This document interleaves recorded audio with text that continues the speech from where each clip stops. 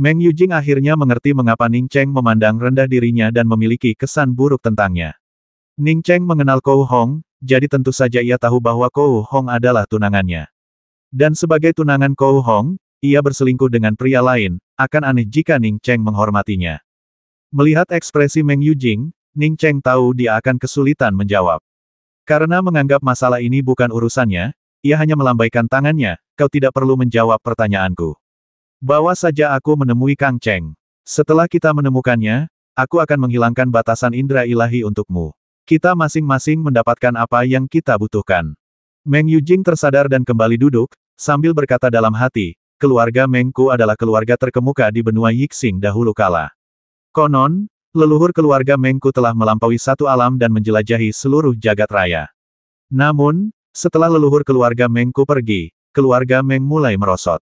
Setelah bertahun-tahun yang tak terhitung jumlahnya, hanya garis keturunan langsung dari teknik kultivasi keluarga Meng yang masih tersisa. Berabad-abad yang lalu, keluarga Meng diserang lagi. Kakek buyut saya, Meng Qianxing, melarikan diri dengan membawa teknik bela diri keluarga Meng, tetapi ditangkap oleh dua penyerang. Teknik-teknik itu dicuri, dan beliau terluka parah hingga jatuh ke sungai. Untungnya, takdir berpihak, dan kakek buyut saya diselamatkan. Untuk mencegah garis keturunan keluarga Meng punah, kakek buyut saya menetapkan bahwa semua keturunan, terlepas dari jenis kelaminnya, harus menyandang nama keluarga Meng. Dengan demikian, garis keturunan keluarga Meng telah diwariskan. Ning Cheng tidak menyela Meng Yujing, menduga Meng Yujing tidak akan mengatakan ini tanpa alasan. Dulu, dua orang yang berhasil menyusul keluarga Meng saya bermarga Ku dan Kou, dan masing-masing dari mereka mengambil setengah dari teknik bela diri keluarga Meng saya. Bertahun-tahun telah berlalu, dan mereka sudah lama lupa bahwa teknik mereka telah dicuri. Mereka tidak akan pernah ingat bahwa orang-orang yang mereka curi adalah keluarga Meng. Ketika Meng Yujing sampai pada titik ini, Ning Cheng punya firasat samar. Sepertinya semua ini agak dramatis. Ia benar-benar menyesal ikut campur. Meng Yujing terus berbicara pada dirinya sendiri, setelah aku lahir, keluarga Meng telah jatuh ke ambang menjadi manusia biasa, dan bahkan kultivasi telah menjadi kemewahan. Ayahku menganggapku cantik dan berbakat, jadi dia bekerja keras untuk melatihku dan akhirnya memasukkanku ke Akademi Meteorit. Setelah itu, ayah saya sengaja mendekati Ku Nancy dari keluargaku. Setelah mengetahui bahwa saya berada di Akademi Meteorit, Ku Nancy segera menyusun rencana untuk menjodohkan saya dengan Ku Ping, seorang anggota keluargaku. Ayah saya langsung setuju. Beliau kemudian memerintahkan saya untuk mendapatkan sebagian ilmu bela diri keluarga Meng dari Ku Ping. Ini tidak berakhir di situ. Setelah mengatur pertunanganku dengan Ku Ping, ayahku diam-diam menghubungi Kou Ruixi dari keluarga Kou dan mengatur pertunangan lain antara aku dan Kou Hong. Dia juga memerintahkanku untuk mendapatkan sisa teknik bela diri keluarga Meng dari Kou Hong dari keluarga Kou. Ning Cheng menatap Meng Yujing dengan tak percaya. Ayah macam apa ini ia telah menjodohkan putrinya dengan dua keluarga, keduanya dengan motif yang tidak murni, sungguh konyol. Meng Yujing, yang mengejutkan, patuh dan menyetujui rencana ayahnya. Yang kau lihat saat mengikutiku terakhir kali adalah Ku Ping. Aku mendapatkan sebagian teknik bela diri keluarga Meng darinya. Awalnya, aku ingin membasminya, tetapi tiba-tiba, seseorang membantuku membasminya. Nada bicara Meng Yujing semakin tenang. Setelah berbicara, ia mengeluarkan setengah gulungan kulit. Aura kuno terpancar dari gulungan itu. Ning Cheng memindai gulungan itu dengan indera ilahinya, meliriknya sekilas, dan menemukan bahwa teknik kultivasi di dalamnya memang luar biasa. Dia tidak peduli dengan gulungan itu, apa yang ada di pikirannya adalah Meng Yujing cukup kejam, mengatakan dia akan membasmi tunangannya sendiri tanpa mengubah ekspresinya sedikitpun. Kamu cukup terkenal di Akademi Meteor, dan kamu bertunangan dengan dua orang sekaligus. Apa itu tidak akan ketahuan, tanya Ning Cheng, agak bingung. Wajah Meng Yujing agak mati rasa. Karena pertunanganku dengan Kou Hong diatur oleh ayahku dan disetujui oleh keluargaku. Jadi, pertunanganku dengan Ku Ping bersifat rahasia, sedangkan pertunanganku dengan Kou Hong bersifat publik. Ning Cheng tidak mendesak lebih jauh. Tanpa bertanya, ia tahu mengapa keluargaku menyetujui pengaturan menjijikkan seperti itu. Mereka juga ingin mendapatkan beberapa teknik bela diri keluarga Meng dari keluarga Kou melalui Meng Yujing. Pantas saja Meng Yujing menutupi wajahnya saat bertemu Ku Ping terakhir kali. Memikirkan hal ini, Ning Cheng tanpa sadar melirik dada Meng Yujing. Dada Meng Yujing memang luar biasa indah, Tetapi membayangkan wanita ini disentuh oleh kuping hari ini dan Kou Hong besok membuatnya merasa mual. Dia melihat sendiri kuping meletakkan tangannya di atasnya. Seandainya wanita tua berambut putih itu tidak mencoba menariknya, mungkin dia bisa melihat lebih banyak lagi. Tampaknya merasakan tatapan Ning Cheng, wajah Meng Yujing memucat lagi, dan dia tidak melanjutkan berbicara. Ning Cheng menggelengkan kepalanya dalam hati, mengeluarkan sebuah bungkusan dan meletakkannya di depan Meng Yujing. Ini yang Kou Hong minta kubawakan untukmu. Seharusnya kau berhasil. Indra kedewaannya telah memindai kotak kayu hitam itu, yang di dalamnya terdapat setengah gulungan. Isinya pasti sama dengan setengah gulungan yang diambil Meng Yujing. Sedangkan untuk tas penyimpanannya, isinya hanya beberapa pil sampah, beberapa batu roh kelas rendah, dan sebuah artefak sihir kelas tinggi. Ketika Meng Yujing melihat apa yang dikeluarkan Ning Cheng, tangannya tiba-tiba sedikit gemetar. Ia membuka bungkusan itu di depan Ning Cheng, yakin bahwa Ning Cheng sudah melihat semua ini. Paket itu berisi surat, kotak kayu hitam, dan tas penyimpanan. Meng Yujing tidak membuka kotak kayu itu, melainkan merobek surat itu. Selembar kertas dan surat lainnya terjatuh dari amplop. Setelah membaca isi surat itu, Meng Yujing meletakkannya di depan Ning Cheng. Ning Cheng meliriknya, isinya sederhana, adik Jing, keluarga kau telah disergap. Jika kau bisa melihat surat ini, artinya aku sudah tidak ada di sini lagi. Barang-barang di dalam tas penyimpanan, dan gulungan di dalam kotak kayu, semuanya kutitipkan padamu. Kau harus berkultivasi dengan tekun dan jangan terburu-buru membalaskan dendamku. Musuh keluarga kau sangat kuat. Ada surat lain di dalam amplop ini, tolong bawakan surat itu kepada adikku, Xiu Yuan. Yang mengejutkan Ning Cheng, Meng Yujing merobek surat yang ditulisnya untuk Kou Xiu Yuan lagi. Tak ada surat di dalamnya, hanya sepotong batu giok tipis dengan deretan huruf kecil di atasnya, jalan rahasia keluarga Kou. Tak ada yang lain. Meng Yujing menatap Ning Cheng. Ia mengenali prasasti giok itu adalah kitab suci pembacaan darah. Hanya seseorang dari keluarga Kou yang bisa membaca isinya dengan meneteskan darahnya sendiri. Kemampuan Meng Yujing belum cukup untuk menguraikan kitab suci pembacaan darah ini. Ning Cheng dengan santai merapal beberapa mantra, dan permukaan gulungan pembaca darah memancarkan semburan cahaya merah. Kemudian suara Kou Hong terdengar, Xiu Yuan, ingat apa yang kukatakan. Kedua bagian dari teknik kultivasi lengkap keluarga Kou ada pada Meng Yujing. Meng Yujing ada di sini untuk menipumu agar melepaskan teknik keluarga Kou. Setelah kau menerima berita ini, segera cari cara untuk membasmi Meng Yujing, dapatkan kembali teknik lengkap keluarga Kou, dan melarikan diri. Wanita ini kejam, jangan pernah percaya apapun yang dia katakan. Kakak, Kou Hong. Setelah suara benda giok itu menghilang, benda itu langsung berubah menjadi abu. Ning Cheng menggelengkan kepalanya, ia tak bisa berkomentar apa-apa. Ia menduga keluarga Meng, Kou, dan Ku sedang merencanakan sesuatu, tetapi pada akhirnya, keluarga Meng berhasil. Meng Yujing tetap tenang, tampak tak terpengaruh. Ia membuka kotak kayu itu dan mengeluarkan gulungan-gulungan kulit di dalamnya. Kedua gulungan itu, disatukan, langsung membentuk gulungan yang utuh. Meng Yujing mengambil buku panduan kultivasi lengkap dan tiba-tiba berlutut di depan Ning Cheng. Pemimpin Sekte Ning, terima kasih telah membantu saya menemukan buku panduan kultivasi keluarga Meng. Saya bersedia memberikan buku panduan ini kepada pemimpin Sekte Ning. Melihat Meng Yujing berlutut, Ning Cheng mencibir dan berkata, Meng Yujing, kau harus bangun dan duduk untuk bicara. Lagi pula, jangan coba-coba menipuku. Aku bukan kuping atau Kou Hong. Aku tidak peduli dengan teknik kultivasi berharga keluarga Mengmu, dan aku tidak akan merebutnya darimu. Karena kau sudah memilikinya, lebih baik kau bawa aku ke Kang Cheng.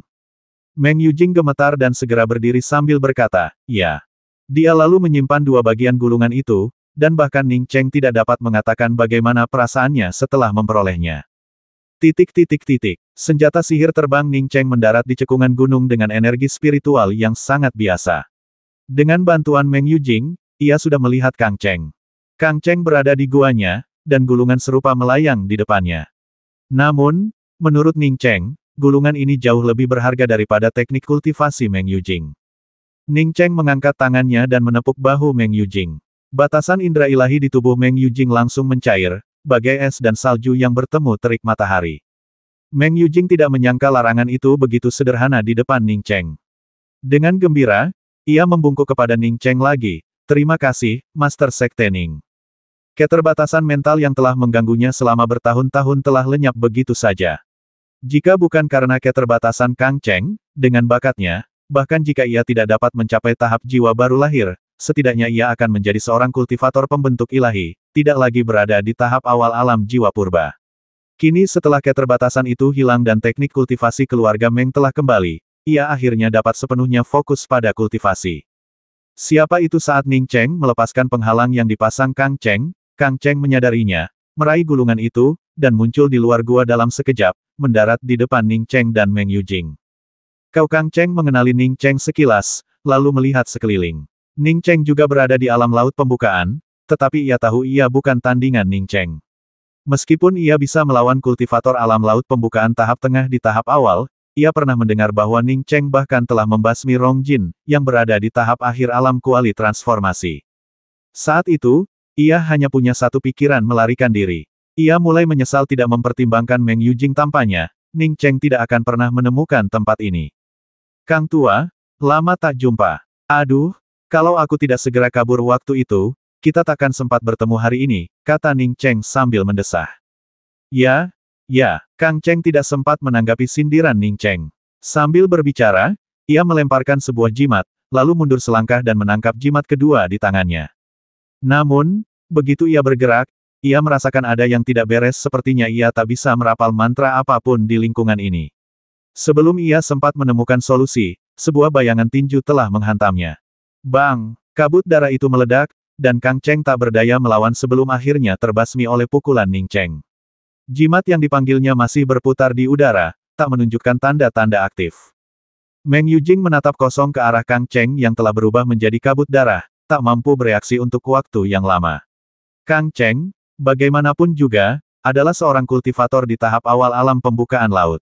Bahkan seorang kultivator di alam jiwa baru lahir pun tak mungkin bisa membasminya dengan mudah.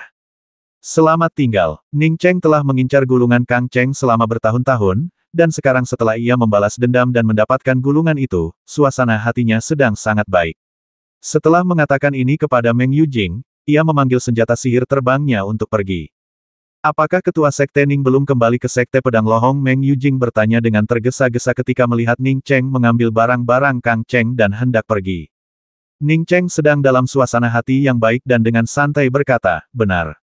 Aku sudah lama tidak kembali ke sekte karena kebetulan aku melihatmu dan menemukan batasan indera ilahi yang diberikan Kang Cheng padamu. Kalau saja Ning Cheng tidak melihat larangan yang diberikan Kang Cheng kepada Meng Yujing, dia mungkin tidak akan mencarinya meskipun dia melihatnya. Setelah mengetahui keberadaan Kang Cheng, ia sama sekali tidak bisa melepaskannya. Kong Peng Peng tidak hanya berpotensi disakiti oleh Kang Cheng, tetapi ia sendiri juga sedang mencari Kang Cheng. Sekarang setelah ia mengetahui keberadaannya, bagaimana mungkin ia melepaskannya? Master Sekte Ning, Anda mungkin tidak tahu apa yang terjadi di Sekte Pedang Pelangi Jatuh. Ning Cheng menyela Meng Yujing, bertanya, apa yang terjadi di Sekte Pedang Pelangi Jatuh? Meng Yujing segera berkata, setelah Master Sekte Ning menghilang, beredar rumor bahwa ia telah berkomplot melawan Master Dao Mu Ximing dan Master Dao Xiao Bisheng. Kemudian, Sekte Dao Surgawi, Sekte Pedang Bintang Merah, dan Sekte Dao Yin yang bergabung dengan banyak sekte yang lebih kecil untuk mengepung Sekte Pedang Pelangi Jatuh. Kau, Xiao Bisheng, bagaimana bisa kau mengajar murid dan pengikut murahan seperti itu? Geram Ning Cheng. Seperti apa Sekte Pedang Pelangi Jatuh sekarang? Sekte Pedang Pelangi Jatuh menghadiahkan harta karunnya yang paling berharga, menara pencerahan, kepada Sekte Dao Yin Yang, lalu membujuk Sekte Dao Surgawi untuk pergi. Akhirnya, mereka terlibat dalam pertempuran sengit dengan Sekte Pedang Bintang Merah. Pertempuran ini sangat brutal. Sekte Pedang Pelangi Jatuh kehilangan 2 kultivator jiwa baru lahir dan banyak kultivator di bawah alam pembukaan laut. Para kultivator Sekte Pedang Bintang Merah yang pergi ke Sekte Pedang Pelangi Jatuh semuanya musnah. Setelah pertempuran ini, Sekte Pedang Bintang Merah menjadi jauh lebih tertutup di mata publik. Sekte Pedang Pelangi Jatuh juga bersikap rendah hati dan tidak membalas dendam terhadap Sekte Pedang Bintang Merah. Setelah itu, 30 kultivator jiwa baru lahir dari benua Bintang Yi pergi ke Jalan Surgawi, dan Sekte Pedang Pelangi Jatuh mengirim 10 orang sekaligus. Meng Yujing berhenti tanpa sadar ketika melihat wajah Ning Cheng yang sangat buruk rupa. Sekte Pedang Bintang Merah, bagus. Kau sudah beberapa kali menindas Sekte Pedang Pelangi Jatuhku.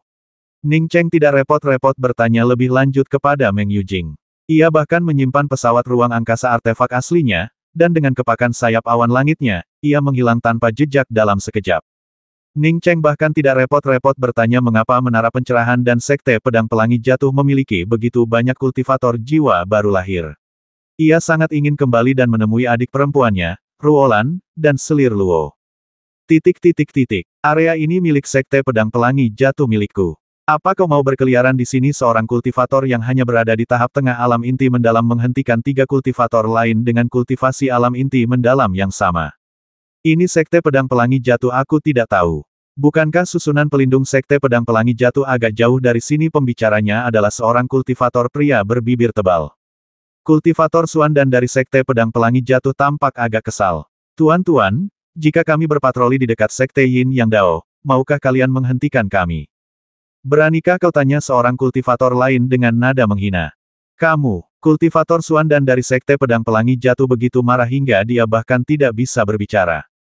Saat itu, sebuah suara tenang terdengar, karena orang-orang ini berani berkeliaran di dekat wilayah Sekte Pedang Pelangi Jatuh, tidak perlu bicara lagi, basmi saja mereka. Keempatnya menoleh bersamaan, tidak tahu kapan seorang kultivator laki-laki muda muncul berdiri di dekatnya. Master Sekte, seru kultivator Xuan dan dari Sekte Pedang Pelangi Jatuh terkejut. Ia mengenali Ning Cheng saat Master Sekte Ning masih di Sekte Pedang Pelangi Jatuh, ia hanyalah murid luar di tahap pembentukan fondasi. Semua orang mengatakan bahwa Master Sekte Ning telah pergi ke jalan surgawi, tetapi ia tidak pernah menyangka bahwa Master Sekte Ning akan benar-benar kembali. Ning Cheng mengangguk dan berkata kepada kultivator Xuan dan dari Sekte Pedang Pelangi Jatuh, lakukan apa yang kukatakan. Baik, Master Sekte. Kultivator Xuan dan ini tahu bahwa dirinya bukanlah tandingan mereka bertiga yang bekerja sama, tetapi karena Master Sekte Ning telah kembali, ia tetap tanpa ragu memanggil senjata ajaibnya. Ketiga kultivator Xuan dan dari Sekte Yin Yang Dao menjadi pucat karena ketakutan. Mendengar kata-kata Ning Cheng, kultivator berbibir tebal, yang paling kuat dari ketiganya, buru-buru berkata, Master Sekte Ning, ayo kita pergi sekarang. Sekte Yin Yang Dao kami dan Sekte Anda selalu bersahabat. Kultivator Xuan dan dari Sekte Pedang Luohong memandang Ning Cheng, bertanya-tanya apa yang akan terjadi jika Master Sekte Ning tahu bahwa pihak lain berasal dari Sekte Yin Yang Dao dan berubah pikiran. Ning Cheng tidak berbicara lagi, hanya menggelengkan kepalanya. Jika dia menghadapi ketiga kultivator Xuan dan yang arogan ini, karena pemimpin sekte telah memberi perintah, dia pasti akan menyerang tanpa ragu. Kultivator Xuan dan dari Sekte Pedang Pelangi Jatuh akhirnya mengerti maksud Ning Cheng. Ia mengerahkan seluruh kekuatan senjata saktinya, yakin bahwa meskipun ia bukan tandingan lawan, Master Sekte Ning tidak akan tinggal diam. Namun, ia segera menyadari ada yang tidak beres. Ketiga murid Xuan dan dari Sekte Yin Yang Dao ini seperti orang bodoh, berdiri diam tanpa bergerak. Ia dengan mudah membasmi mereka bertiga. Master Sekte, setelah membasmi 3 murid Sekte Yin Yang Dao, kultivator Xuan dan menyadari bahwa Ning Cheng telah lama menghilang. Ia segera mengambil ketiga cincin itu, memanggil senjata sihir terbangnya, dan bergegas menuju sekte tersebut. Pemimpin sekte telah kembali, ini jelas merupakan peristiwa besar bagi Sekte Pedang Pelangi Jatuh. Puncak pedang pelangi yang jatuh. Ning Cheng berdiri di luar guanya dengan wajah pucat, dikelilingi oleh Lian E, Yang Honghou, Nan Yuefang, Zhuang Jingyi, dan lainnya. Dia sudah mengetahui rinciannya dengan jelas dari Lian E dan yang lainnya. Dalam pertempuran antara Sekte Pedang Pelangi Jatuh dan Sekte Pedang Bintang Merah, meskipun semua kultivator Sekte Pedang Bintang Merah yang menyerang terbasmi, Sekte Pedang Pelangi Jatuh juga menderita kerugian besar. Kematian Hu Hong, seorang kultivator Nas Chen Sol yang baru dipromosikan, membuat Ning Cheng semakin marah, tetapi yang lebih membuatnya marah lagi adalah kematian Sun Hanrui. Sun Hanrui adalah sahabat Ning Cheng di Sekte Pedang Pelangi Jatuh, dan selain Liang Kexin, dia juga orang yang paling dekat dengannya. Gadis secantik dan secantik itu justru dikepung dan dibasmi oleh Sekte Pedang Bintang Merah tepat setelah mencapai tahap Nas Chen Sol. Kabar baiknya adalah Meng Jingxiu menemukan Sekte Pedang Lohong dan membawa sejumlah besar sumber daya kultivasi. Menara pencerahan dibawa oleh Meng Jingxiu, dan di menara pencerahan itulah Ruolan dan Luo Fei maju ke tahap jiwa baru lahir. Alasan para murid Sekte Yin Yang Dao berani berkeliaran di area ini adalah untuk memprovokasi Sekte Pedang Pelangi Jatuh. Jika Sekte Pedang Pelangi Jatuh bergerak, mereka pasti punya alasan untuk menyerang. Masalah utamanya bermula dari menara pencerahan yang telah diberikan Sekte Pedang Pelangi Jatuh bertahun-tahun yang lalu. Menara pencerahan yang asli tidak berguna, dan Sekte Yin Yang Dao, yang merasa telah ditipu, ingin merebutnya kembali. Namun, ia kembali beberapa tahun terlambat. 5 tahun yang lalu, setelah Sekte Pedang Pelangi jatuh dan Sekte Pedang Bintang Merah bentrok, Ning Ruolan, Lou Zian, Ke Hongsui, Zhang Qian, Liang Xi, Tai Supinghao, Xian Kexue, Liang Kexin, dan Meng Jingxiu pergi ke jalan surgawi. Termasuk Gunung Ruibai, yang juga pergi ke jalan surgawi. Ada 11 kultivator jiwa baru lahir dari Sekte Pedang Pelangi jatuh yang pergi ke sana. Satu-satunya kabar baik adalah Ji Luofei tidak pergi ke jalan surgawi. Ia dan Ning Ruolan telah sepakat bahwa salah satu dari mereka akan pergi ke jalan surgawi untuk mencarinya, sementara yang lain akan tinggal di Tianzhu untuk mencarinya. Hanya Ruolan yang pergi ke jalan surgawi bersama puluhan kultivator jiwa baru lahir, yang sedikit menenangkan Ning Cheng. Ji Luofei telah mencarinya selama 2 tahun dan belum kembali ke sekte. Beberapa kilatan cahaya lagi mendarat di puncak pedang lohong. Ning Cheng sudah mengenali bahwa 2 orang yang datang adalah Tan Tai Fei dan Zhong Liping. Ning Cheng, kau benar-benar kembali. Aku tahu kau akan kembali ke sekte bahkan sebelum pergi ke jalan surgawi. Tawar yang Zhong Liping terdengar. Tan Tai Fei lebih bijaksana daripada Zhong Liping. Dari ekspresi Ning Cheng, ia tahu Ning Cheng mengkhawatirkan adik perempuan dan tunangannya. Ia segera melangkah maju dan berkata, "Pemimpin Sekte Ning, kau tidak perlu khawatir. Aku sudah mengirim pesan. Saudari muda Ji akan segera kembali ke sekte. Aku telah pergi selama bertahun-tahun, dan aku berterima kasih kepada Master Sekte Tan Tai karena telah merawat puncak pedang pelangiku." Ning Cheng telah mendengar dari yang lain bahwa Tan Tai Fei telah merawat puncaknya dengan sangat baik, jadi dia pun mengucapkan terima kasih kepada Tan Tai Fei. Tan Tai Fei berkata dengan sungguh-sungguh, "Master Sekte Ning, kami semua berasal dari garis keturunan Sekte Pedang Lohong, ini hanyalah tugas kami." Dia terdiam sejenak, lalu melanjutkan, "Kalian tidak perlu khawatir tentang Suster Junior Ruolan yang pergi ke jalan surgawi. Master Sekte Rui telah pergi ke jalan surgawi bertahun-tahun yang lalu, dan dia akan menjaga murid-murid Sekte Pedang Pelangi jatuh milikku yang pergi ke sana." Bohong jika Ning Cheng tidak khawatir adik perempuannya akan pergi ke jalan surgawi terlebih dahulu. Namun, kultivasi pada akhirnya membutuhkan penempaan pribadi selalu di sisinya saja tidak cukup. Perjalanan solo adiknya, Ruolan, ke jalan surgawi juga merupakan bentuk pelatihan baginya. Aku tak pernah menyangka Master Sekte Rui akan pergi ke jalan surgawi secepat ini. Ning Cheng menghela napas ketika mengetahui bahwa Rui Baisan sudah pergi ke jalan surgawi. Zhong Liping menghela napas dan berkata, "Baisan pergi mencari pedang pelangi abadi." Menurut deduksi Baisan, Jia Sisan membawa pedang pelangi abadi ke jalan surgawi. Pedang ini adalah simbol Sekte Pedang Pelangiku dan harta karun yang menekan kekayaan sekte. Baisan pasti tidak akan rela kehilangan pedang ini. Dia selalu ingin mengambilnya kembali. Ning Cheng sibuk dengan berbagai urusan sejak dibebaskan dari kurungannya. Baru setelah Zhong Liping menyebut pedang pelangi abadi, ia teringat akan hal itu. Ia segera mengeluarkan pedang panjang berwarna pelangi dari cincinnya dan menyerahkannya kepada Zhong Liping dengan kedua tangan, sambil berkata, "Grandmaster Zhong, aku telah membasmi Jia Sisan dan mendapatkan kembali pedang pelangi abadi." Zhong Liping tidak pernah menyangka Ning Cheng akan mengeluarkan pedang pelangi abadi.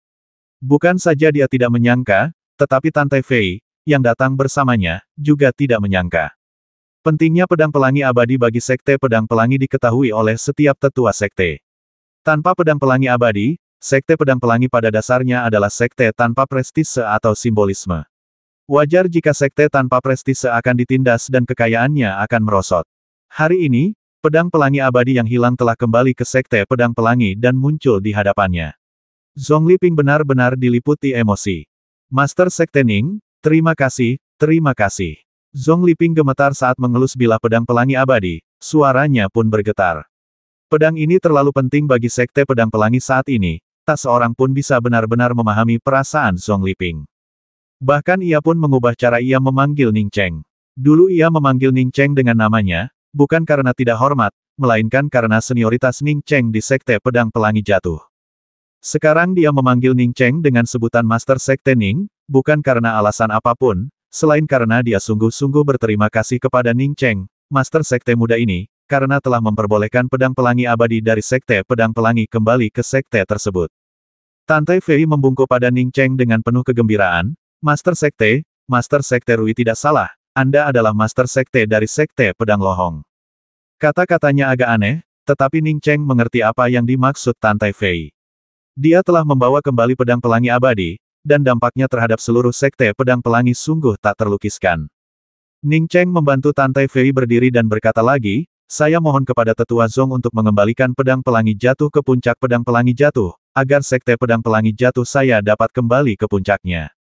Zong Liping melepaskan tangannya dari mengelus pedang pelangi jatuh, suaranya masih bergetar karena kegembiraan. Pemimpin sekte Ning, seharusnya kaulah yang meletakkan pedang ini di sana.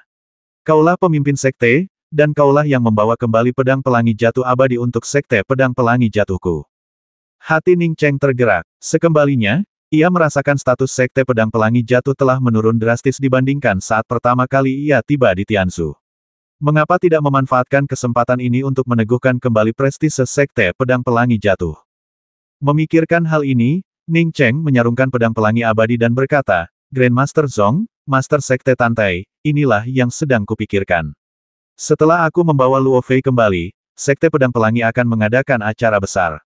Selama acara ini, Sekte Pedang Pelangiku akan sekali lagi mengangkat pedang pelangi abadi, dan aku juga akan mengadakan pernikahan dengan Luo Fei. Hebat, ini berita fantastis. Tantai Fei langsung bertepuk tangan. Dia tahu Ning Cheng akan pergi ke jalan surgawi, dan sebelum pergi, Ning Cheng menyemangati Sekte Pedang Pelangi jatuh. Dengan meningkatnya gengsi Sekte Pedang Pelangi jatuh, Sekte Yin Yang Dao pasti tidak akan berani melakukan trik picik seperti itu lagi. Kakak Ning, serahkan urusan ini padaku dan kakak senior Lian E, kata Nan Yue Fang cepat. Ia selalu tinggal bersama Luo Fei di puncak pedang lohong. Ia tahu betul perasaan kakak senior Luo Fei terhadap Ning Cheng tak ada yang bisa menggantikannya. Ia juga ingin membantu kakak senior Luo Fei dan membuatnya bahagia. Kalau begitu aku harus merepotkan suster junior Yue Fang dan suster junior Lian E, kata Ning Cheng cepat. Tantai Fei mengangguk dan berkata, akan lebih baik jika Yue Fang dan Lian E yang menangani masalah ini. Namun, kami telah membasmi beberapa murid Sekte Yin Yang Dao yang memprovokasi kami kali ini, dan saya perkirakan mereka akan segera menemukan alasan untuk datang. Ning Cheng tersenyum tipis, aku hanya takut dia tidak akan datang. Haha, ya, aku hanya takut dia tidak akan datang. Mendengar kata-kata Ning Cheng, Tantai Fei tiba-tiba mengesampingkan kekhawatirannya dan tertawa terbahak-bahak. Dulu, ketika Ning Cheng tidak di sekte, dia berani melawan Sekte Pedang Bintang Merah dengan Sekte Pedang Pelangi jatuh. Sekarang setelah Ning Cheng kembali, bagaimana mungkin dia malu? Ning Cheng berkata lagi, aku akan pergi ke Sekte Pedang Bintang Merah sekarang juga, dan aku akan segera kembali.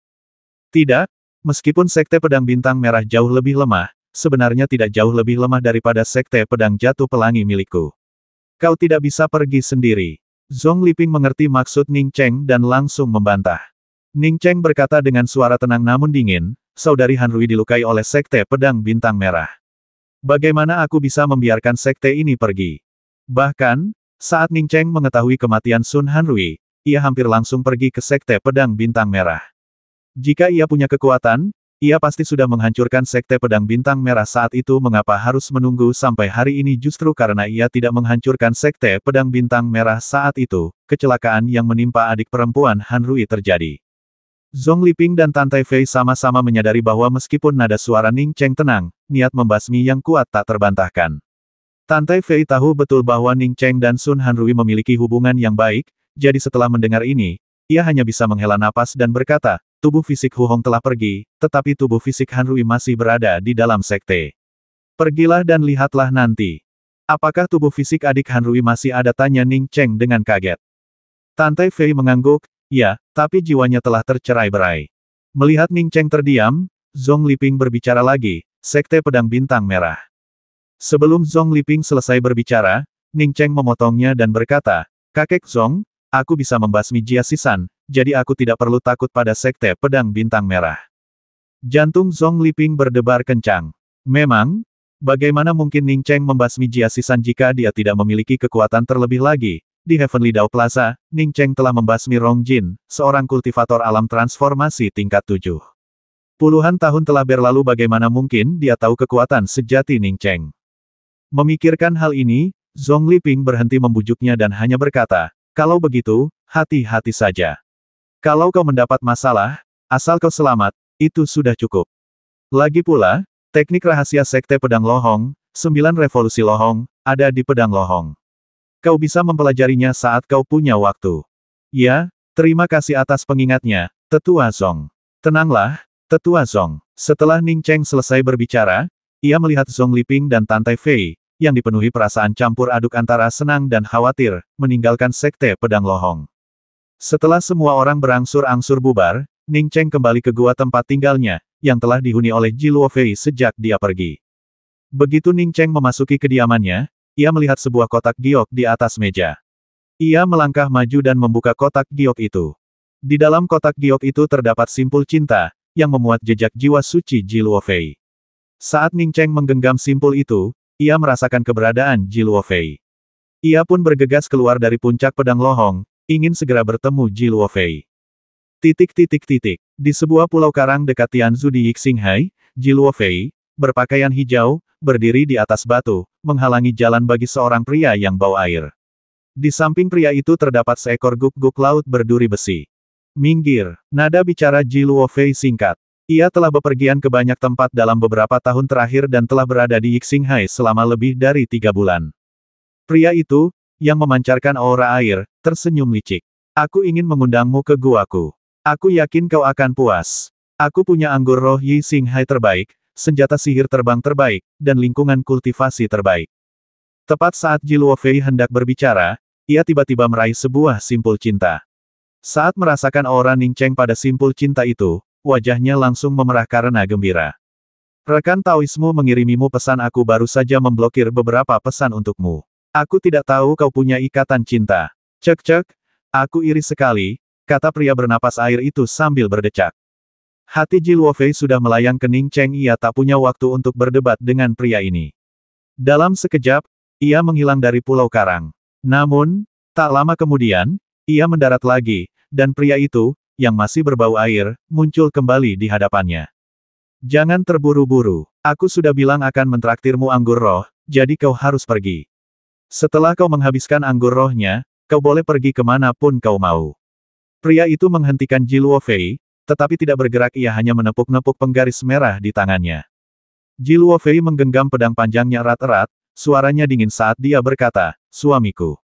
Berhenti, apa kau mencoba mengungguliku dalam hal koneksi? Biar ku katakan saja, jika ayahku pergi ke Sekte Dao Surgawi, bahkan pemimpin sekte itu pun harus keluar untuk menyambutnya.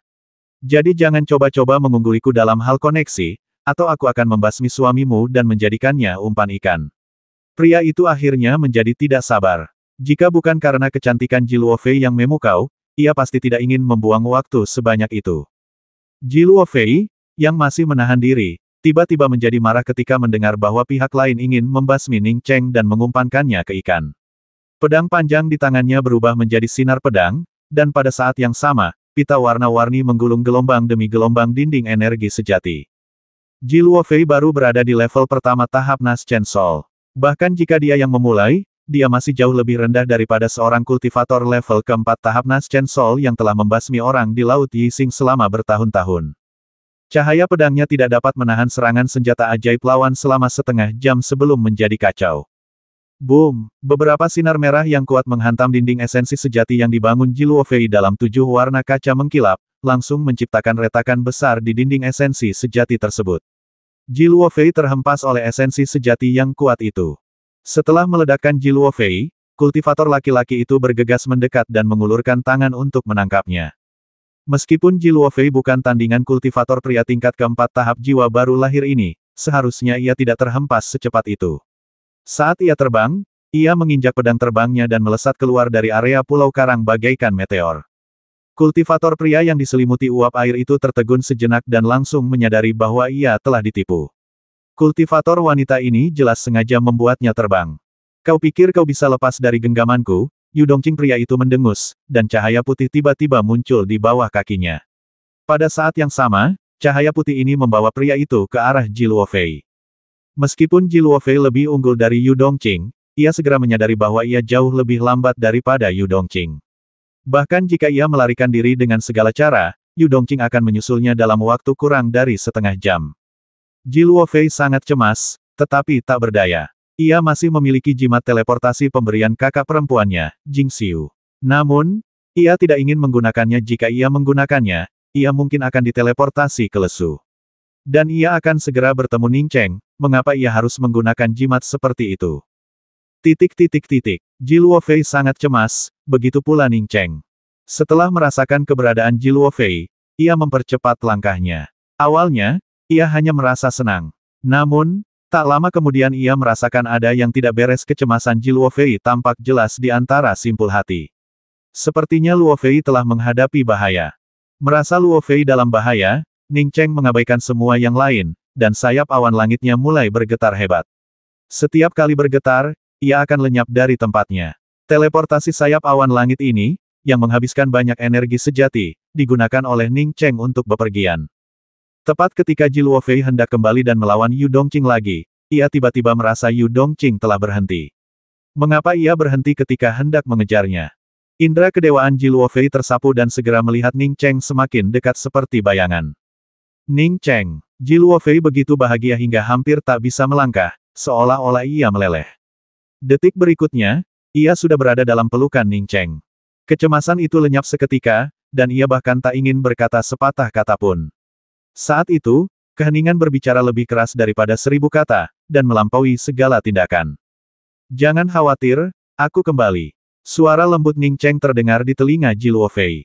Ji Luofei sudah lama melupakan Yu Dongqing di belakangnya, apalagi mengkhawatirkannya. Yu Dongqing menatap Ning Cheng dengan dingin, merasakan bahaya yang luar biasa. Ji Luofei berlari dengan panik di depan, tidak menyadari kemunculan Ning Cheng yang tiba-tiba, tetapi ia menyadarinya.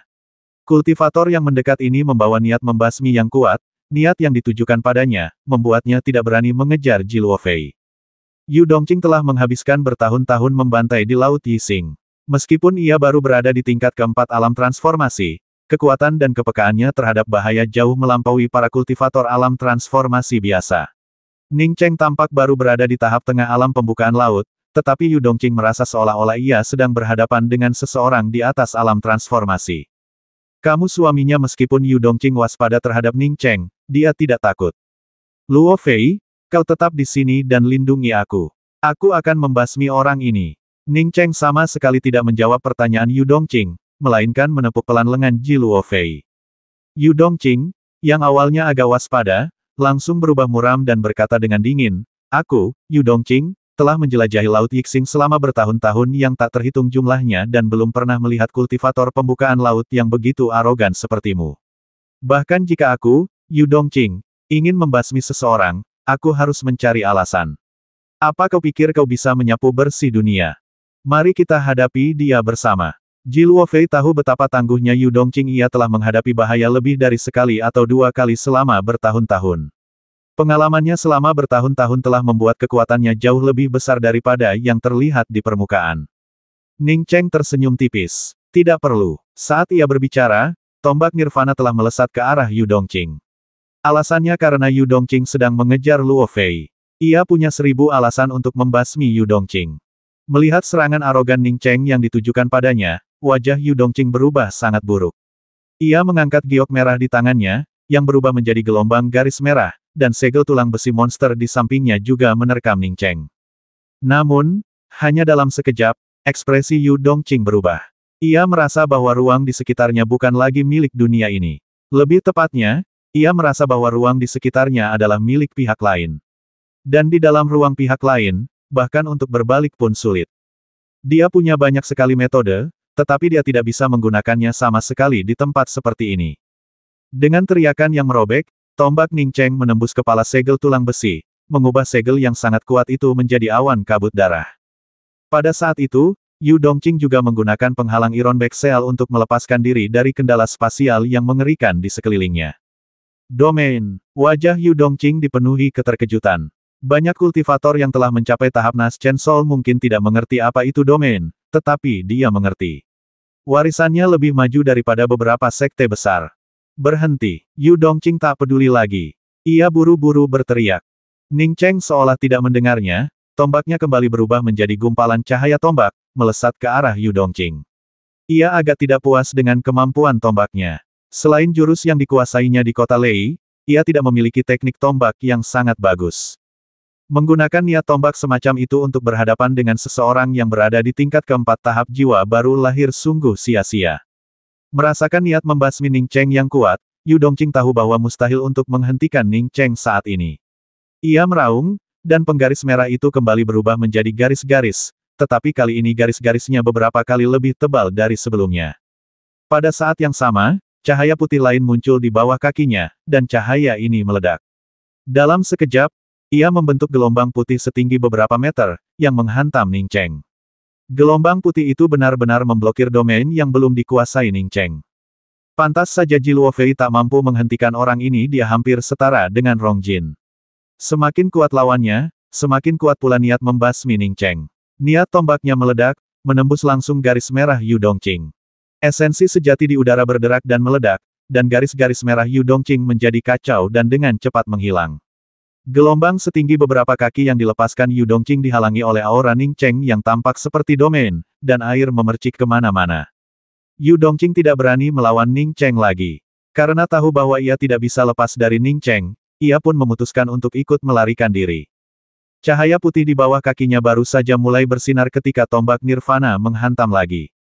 Tepat ketika Yu Dongqing terpaksa memanggil giok merahnya untuk menangkisnya sekali lagi, 6 kapak kecil berubah menjadi barisan kapak hitam yang melesat ke arahnya, mencapai alisnya dalam sekejap mata.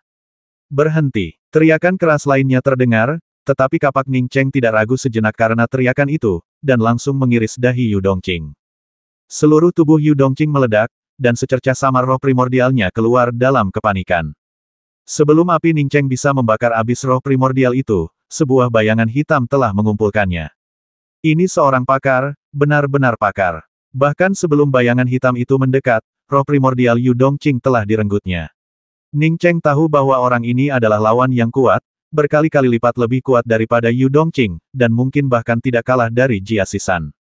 Ning Cheng tidak melanjutkan serangannya. Ia menggenggam tombak Nirvana, melangkah ke atas ombak, dan diam-diam mengamati sosok gelap di hadapannya yang perlahan mengeras. Dalam sekejap mata, sosok gelap itu berubah menjadi seorang pria parubaya berpakaian serba hitam dengan rambut hitam. Teman, kemampuanmu sungguh mengesankan. Aku hanya pernah melihat serangan sekuat itu dari Master Tao Xuanzhen. Aku bodoh dan tidak tahu bahwa Yi Xinghaiku telah melahirkan orang sekuat dirimu.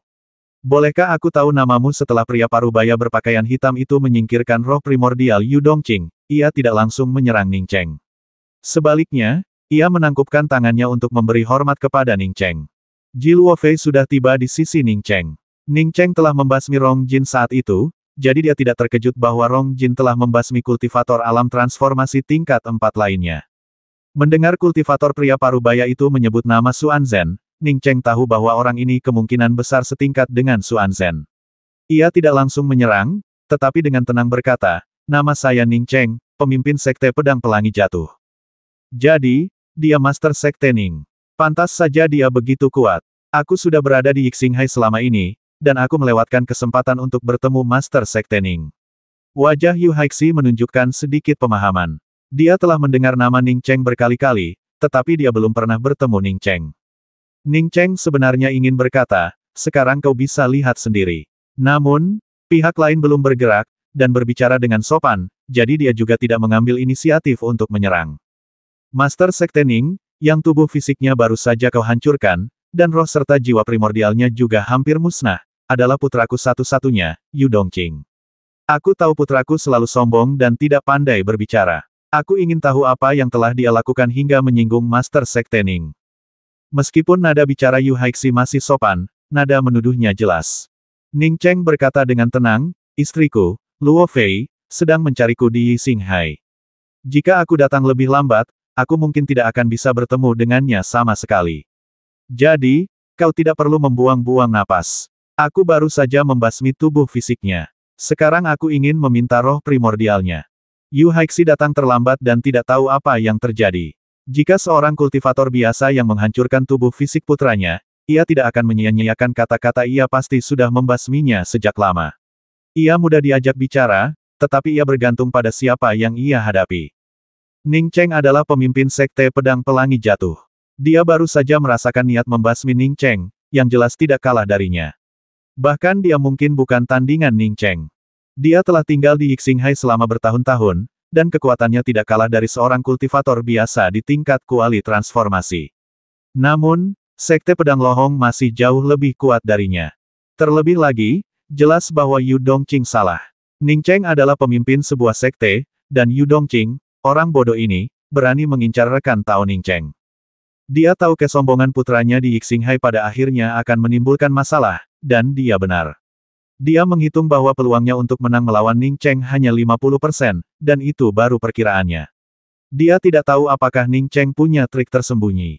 Ini mengurangi peluangnya 10% lagi. Lagi pula, Ning Cheng masih muda dan bersemangat, terbukti dari tindakannya di masa lalu.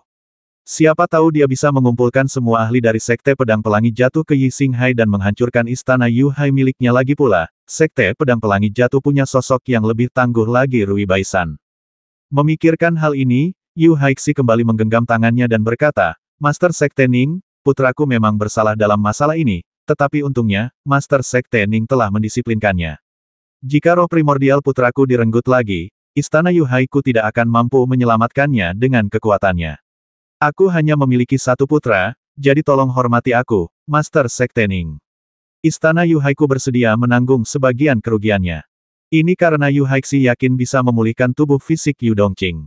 Jika Ning Cheng masih menolak, mereka harus menyelesaikan masalah ini dengan pertarungan. Sekalipun dia lebih lemah dari Ning Cheng, membasminya di Yi Xinghai tidak akan mudah bagi Ning Cheng. Ning Cheng tidak langsung menjawab, dan perkataan Yu Haixi bisa dibilang menunjukkan kelemahan. Ia telah menghancurkan tubuh fisik Yu Dongqing, namun Yu Haixi tidak langsung membalas, melainkan bernegosiasi dengannya. Hal ini menunjukkan bahwa pihak lain tidak mau melawannya dan sungguh-sungguh berusaha menyelesaikan masalah tersebut. Dia tidak peduli apakah dia bisa melawan Yu Haixi atau tidak, bahkan jika mereka bisa, dia tidak akan takut sedikit pun pada pihak lain. Keheningannya muncul setelah mendengar kata-kata Yu Haixi, jika Yu Dongqing kehilangan roh primordialnya, kekuatan istana Yu Hai tidak akan mampu menyelamatkannya. Dengan kata lain, jika ada tempat yang lebih kuat dari istana Yu Hai, tempat itu bisa menyelamatkannya bahkan tanpa roh primordial. Pikiran Ning Cheng langsung tergerak. Sun Hanrui hanya memiliki tubuh fisik dan tidak lagi memiliki roh primordial. Jika ada cara untuk menyelamatkannya, dia pasti akan mencobanya. Tuan Istana Yu, dari apa yang baru saja Anda katakan, ada kemungkinan seseorang bisa diselamatkan meskipun jiwanya tercerai-berai. Nada bicara Ning Cheng melunak ketika meminta bantuan, seseorang harus menunjukkan ketulusan. Yu Haixi adalah seorang lelaki tua yang telah hidup selama bertahun-tahun. Begitu Ning Cheng bertanya, ia langsung mengerti apa yang sedang terjadi. Ning Cheng ingin meminta nasihatnya. Selama ia memberitahu Ning Cheng, mengingat status Ning Cheng, ia yakin pihak lain tidak akan mempermasalahkannya lebih lanjut. Setelah memahami hal ini, Yu Haixi segera menjawab, ada pepatah seperti itu, tetapi sangat sulit. Setidaknya di benua Yixing, tidak ada cara untuk mencapainya. Saya hanya tahu sedikit tentangnya dari legenda kuno. Saya ingin tahu apakah Master Sekte Ning tahu tentang kehidupan lampau, reinkarnasi, dan hal-hal semacam itu. Aku pernah mendengarnya, kata Ning Cheng tanpa ragu. Ia sebelumnya tidak percaya, tetapi karena hal itu terjadi padanya, ia tidak ragu lagi. Melihat Ning Cheng pernah mendengarnya, Yu Haixi mengangguk. Sebenarnya, begitu seorang kultivator terbasmi dan roh atau jiwa primordialnya hancur, reinkarnasi pun mustahil. Umumnya, siapapun yang mati akan mencari kesempatan untuk bereinkarnasi selama jiwanya tidak hancur. Jika jiwa seorang kultivator yang telah gugur dapat ditemukan, pasti ada cara untuk menghidupkannya kembali. Tentu saja, ini hanya rumor, setidaknya aku belum pernah melihatnya. Ning Cheng mengerti maksud Yu Haixi, ada sedikit perbedaan antara roh primordial dan jiwa. Orang biasa, bahkan kultivator di bawah tingkat roh primordial, sebagian besar akan kehilangan kesadaran setelah kematian, inilah jiwa. Namun, begitu seseorang mencapai alam roh primordial, mereka akan memiliki roh primordial. Roh primordial memiliki kesadarannya sendiri, bahkan jika tubuh fisiknya hancur, ia dapat menemukan cara untuk memulihkan dirinya sendiri. Fang Yijian, yang ditemuinya, dan dua makhluk di dalam cincin itu, semuanya adalah roh primordial yang sadar. Jika jiwa seorang kultivator hancur total, bahkan keahlian terhebat sekalipun tidak dapat menghidupkannya kembali. Namun, jika hanya jiwa atau roh primordialnya yang hancur dan lenyap, masih ada secercah harapan untuk kebangkitan. Jika kultivator masih memiliki tubuh fisik, maka dengan mempertahankan jiwa dan kesadaran yang tersisa di dalam tubuh, dan menemukan roh primordial yang hancur, beserta beberapa benda spiritual, ada peluang besar untuk bertahan hidup. Tapi ini hanya rumor. Mengenai benda spiritual apa yang akan berguna, saya tidak tahu. Yu Haixi berbicara dengan hati-hati, karena dia waspada terhadap kekuatan Ning Cheng dan kekuatan di belakangnya. Setelah kematian, tubuh fisik masih menyimpan sisa jiwa dan kesadaran. Ning Cheng selalu berpikir bahwa setelah jiwa tercerai-berai, tubuh fisik hanyalah tubuh tanpa kesadaran. Kalau tidak, Bahkan jika jiwa hancur, selama tubuh fisik masih ada, akan ada jejak kesadaran jiwa yang tersisa. Namun, begitu jiwa hancur, jejak kesadaran jiwa yang tersisa ini tidak akan pernah terbangun dan pada akhirnya akan musnah bersama tubuh fisik, kata Yu Haixi dengan yakin. Bagaimana kita bisa melestarikan jiwa dan kesadaran yang tersisa dari tubuh fisik inilah pertanyaan yang paling dikhawatirkan Ning Cheng. Yu Haixi berkata tanpa daya, hanya bunga Netherworld yang dapat mengawetkan sisa kesadaran jiwa ketika diletakkan di atas mayat. Namun, hal semacam ini hanyalah legenda. Meskipun tubuh fisik putranya, Yu Dongqing, telah tiada, roh primordialnya tetap ada, dan harta karun istana Yu Hai miliknya masih dapat membantu putranya membangun kembali tubuh fisiknya. Ia mengerti maksud Ning Cheng. Artinya, hanya tubuh fisiknya yang tersisa, tanpa roh primordialnya, yang jauh lebih serius daripada kondisi putranya. Ning Cheng sangat gembira mendengar ini, karena kebetulan ia memiliki sesuatu yang disebut bunga Netherworld. Saya berdiskusi dengan ketua istana Yu hari ini dan hasilnya sangat memuaskan. Demi kebaikan ketua istana Yu, saya akan tinggalkan urusan Yu Dongqing di sini. Namun, jika hal seperti ini terjadi lagi, jangan salahkan saya karena bersikap tidak sopan. Mendengar kata-kata Ning Cheng, Yu Haixi sangat gembira dan segera mengepalkan tangannya dan berkata, jika ada kesempatan lain, aku akan menghabisinya sendiri tanpa Ning Zong mengambil tindakan. Putranya menderita musibah ini. Mungkin itu hal yang baik. Meskipun artefak berharga yang digunakan untuk membangun kembali tubuhnya sangat menyakitkan, apa yang bisa ia lakukan ketika ia hanya memiliki satu putra? Luo Fei, ayo pergi. Ning Cheng memeluk Ji Luo Fei, dan dengan jentikan pergelangan tangannya, dia menghilang tanpa jejak. Ekspresi Yu Haixi berubah saat melihat ini. Ia tidak menyangka Ning Cheng memiliki sayap awan surgawi. Jika ini ditambahkan ke dalam persenjataannya, peluangnya untuk menang melawan Ning Cheng akan berkurang 10% lagi. Untungnya, ia tidak terlibat dalam pertempuran dengan Master Sekte Ning ini jika tidak, istana Yu Hai-nya mungkin akan hancur total. Ayah, suara lemah Yu Dongqing akhirnya keluar setelah Ning Cheng pergi. Wajah Yu Haixi menggelap. Sudah kubilang sejak lama, jangan sombong bahkan di Xinghai. Kalau aku tidak datang hari ini, kau pasti sudah dibantai. Ning Cheng punya reputasi buruk. Dulu waktu masih Yuan Hun, dia berani masuk ke Sekte San Xingdao. Bahkan Suan Zhen pun tak berdaya. Beraninya kau menyusahkannya, kau sedang mencari mati. Aku tidak tahu kalau wanita itu adalah rekan Tao Ning Cheng. Perkataan Yu Dongqing kembali dipotong oleh Yu Haixi, diam dan kembali ke kamarmu untuk merenungkan perbuatanmu. Ruolan pergi ke jalan surgawi, aku akan tinggal di sini.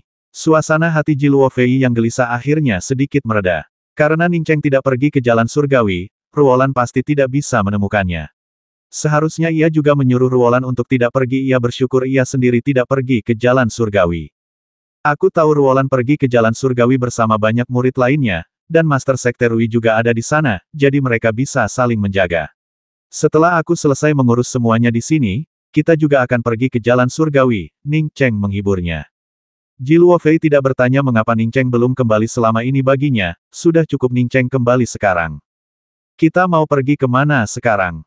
Sekte Pedang Bintang Merah. Sekte Pedang Bintang Merah dibangun di Sungai Bintang Merah, tampak dari kejauhan seolah mengambang di atas pita perak. Meskipun Sekte Pedang Bintang Merah telah beberapa kali bertempur dengan Sekte Pedang Pelangi Jatuh dan kekuatannya telah menurun drastis, sekte ini tetaplah sebuah sekte besar. Sejak pertempuran hebat dengan Sekte Pedang Pelangi Jatuh beberapa tahun lalu, Sekte Pedang Bintang Merah telah menjaga profil rendah. Meskipun belum menutup gunungnya, susunan pelindungnya tetap dalam keadaan semi tertutup. Begitu Ning Cheng dan Ji Luo Fei tiba di luar Sekte Pedang Bintang Merah, seseorang menghentikan mereka dan berkata, minggir. Ini wilayah Sekte Pedang Bintang Merah. Siapapun yang terlalu dekat akan dibasmi di tempat. Pengunjung Sekte Pedang Bintang Merah biasanya menyerahkan undangan kunjungan mereka di pos urusan luar negeri. Kehadiran Ning Cheng secara langsung jelas merupakan tamu tak diundang. Ning Cheng melepaskan tombak nirvana dan mengayunkannya keluar. Dua murid yang mencoba menghentikan Ning Cheng langsung berubah menjadi kabut darah. Atau mungkin kedua murid ini belum pernah ke Sekte Pedang Pelangi Jatuh, tetapi Sekte Pedang Bintang Merah telah melewati batas kota Ning.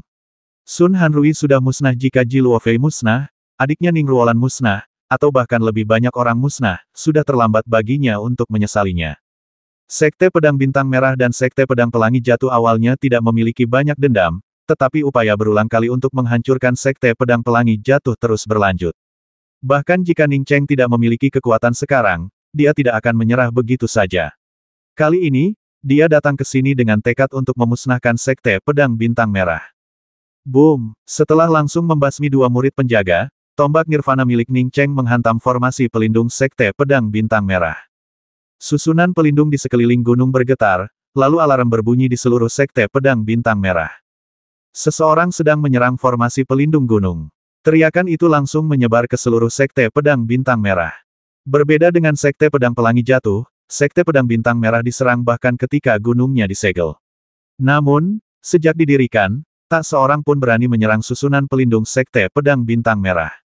Dalam sekejap, garis-garis cahaya yang tak terhitung jumlahnya terbang menuju pintu masuk formasi besar itu.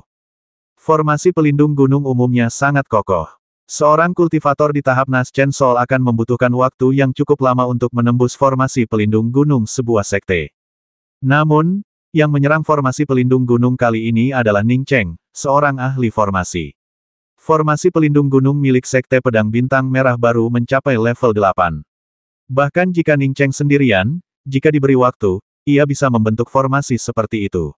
Apalagi jika ia sendiri yang menyerangnya.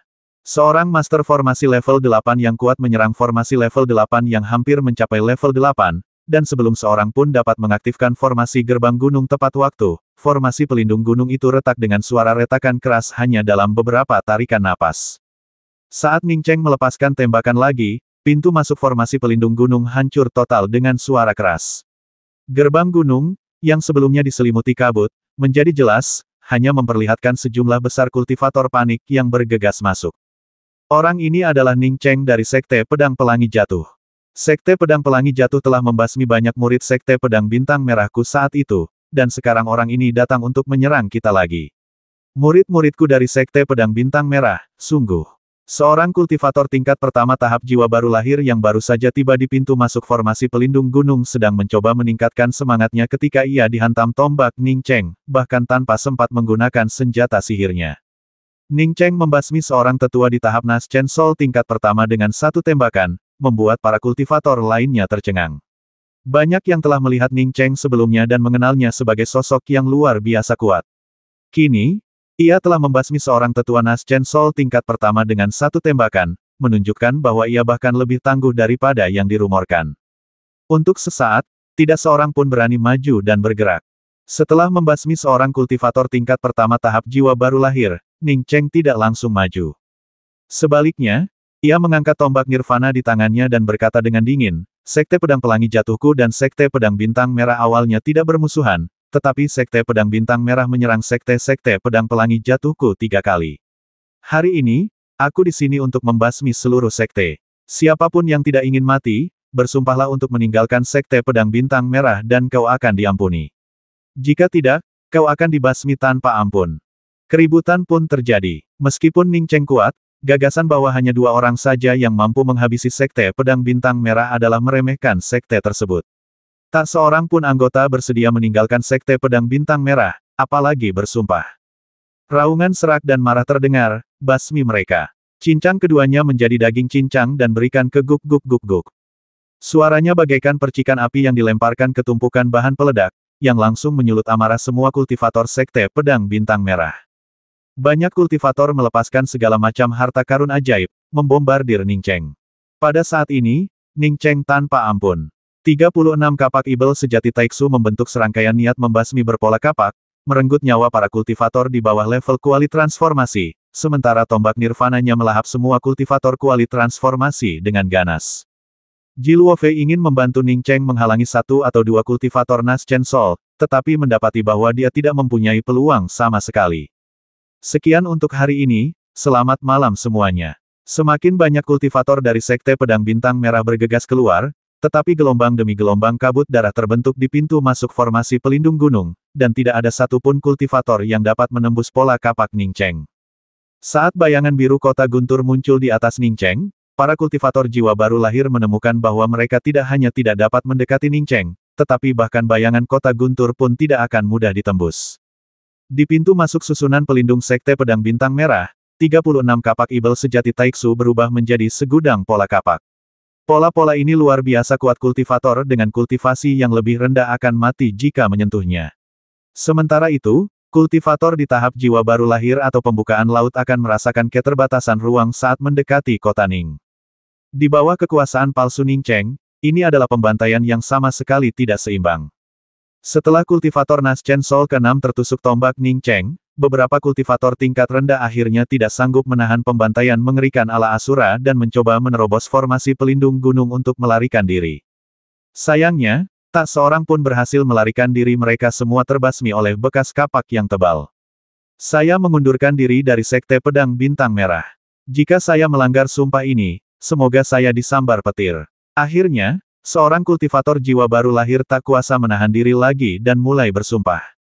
Ia kemudian menyadari bahwa ia adalah satu-satunya kultivator yang lolos dari pola kapak yang padat. Begitu keluar, ia langsung menggunakan jimat teleportasi dan menghilang tanpa jejak. Jika Anda sudah mati, apa gunanya peduli dengan sekte Anda? Setelah yang pertama muncul, yang kedua menyusul. Lebih banyak kultivator tingkat rendah meniru kata-kata kultivator yang melarikan diri itu dan bergegas keluar dari Sekte Pedang Bintang Merah. Pertempuran dari Ning Cheng ke Sekte Pedang Bintang Merah baru berlangsung 1 jam, namun pintu masuk ke formasi pelindung sekte sudah dipenuhi mayat para kultivator. Jika Ning Cheng tidak sengaja membiarkan separuh murid yang meninggalkan sekte melarikan diri, jumlah kultivator yang tewas di sini pasti jauh lebih banyak. Para kultivator Naschen Soul yang tersisa merasakan hawa dingin menjalar di tulang punggung mereka. Mereka akhirnya mengerti betapa mengerikannya Ning Cheng. Mereka mengerti mengapa dia berani datang ke sini sendirian untuk menghancurkan Sekte Pedang Bintang Merah. Yang paling mengkhawatirkan mereka adalah mengapa leluhur api merah belum muncul dari pengasingannya. Krak, boom, bayangan kota petir Ning Cheng akhirnya hancur, dan di saat yang sama, tombak nirvana miliknya pun tersegel. Seorang pria berambut merah dengan aura pembasmi berdiri di depan Ning Cheng. Dialah yang telah memblokir tombak nirvana Ning Cheng dan menghancurkan bayangan kota guntur biru tanpa batas milik Ning Cheng. Dengan kedatangan leluhur api merah, para kultivator jiwa baru lahir menghela napas lega. Mereka tahu bahwa dengan kedatangan leluhur, meskipun Ning Cheng sangat kuat, ia harus meninggalkan hidupnya di Sekte Pedang Bintang Merah. Pemimpin Sekte Ning, Sekte Pedang Bintang Merah, kami juga pernah menyerang Sekte Pedang Jatuh Pelangi milikmu sebelumnya. Kali ini, karena kau datang untuk menyerang kami akan menerimanya. Mulai sekarang, kita impas, dan ini adalah akhir dari semuanya. Sebuah diagram api suar besar melayang di atas kepala pria berambut merah itu. Ning Cheng tidak repot-repot dengan omong kosong. 36 kapak ibel sejati Taiksu menggulung gelombang pola kapak, dan pada saat yang sama, tombak nirvana juga menyapu. Saat ini, selain pria berambut merah itu, ada 3 kultivator Naschen Soul lainnya. Jika ketiga kultivator Naschen Soul ini memanfaatkan kesempatan untuk melarikan diri, Ning Cheng pasti tak berdaya.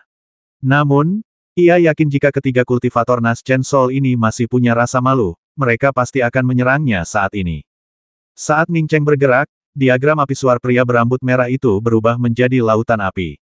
Jelas dia tidak berniat membiarkan Ning Cheng pergi. Pada saat yang sama, 3 kultivator Naschen Soul lainnya menyerang Ning Cheng. Peta api suar berubah menjadi dunia yang dipenuhi gugusan api, mendesis dan membakar ruang di sekitarnya. Bahkan domain ambigu Ning Cheng pun tak mampu menahan panas yang mengerikan ini, dan ruang di sekitarnya tak lagi berada di bawah kendali Ning Cheng. Ning Cheng dan Ji Luofei sedang dikepung, tetapi alasan mereka masih unggul bukan karena hal lain, melainkan karena domain Ning Cheng yang tampaknya tidak realistis. Di ruang ini, Ning Cheng benar-benar mengalahkan lawan-lawannya, berapapun jumlahnya.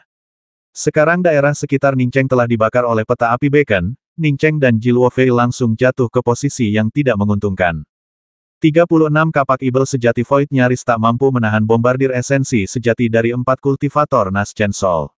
Jika bukan karena bantuan Ji Luofei, Ning Cheng pasti sudah terdesak.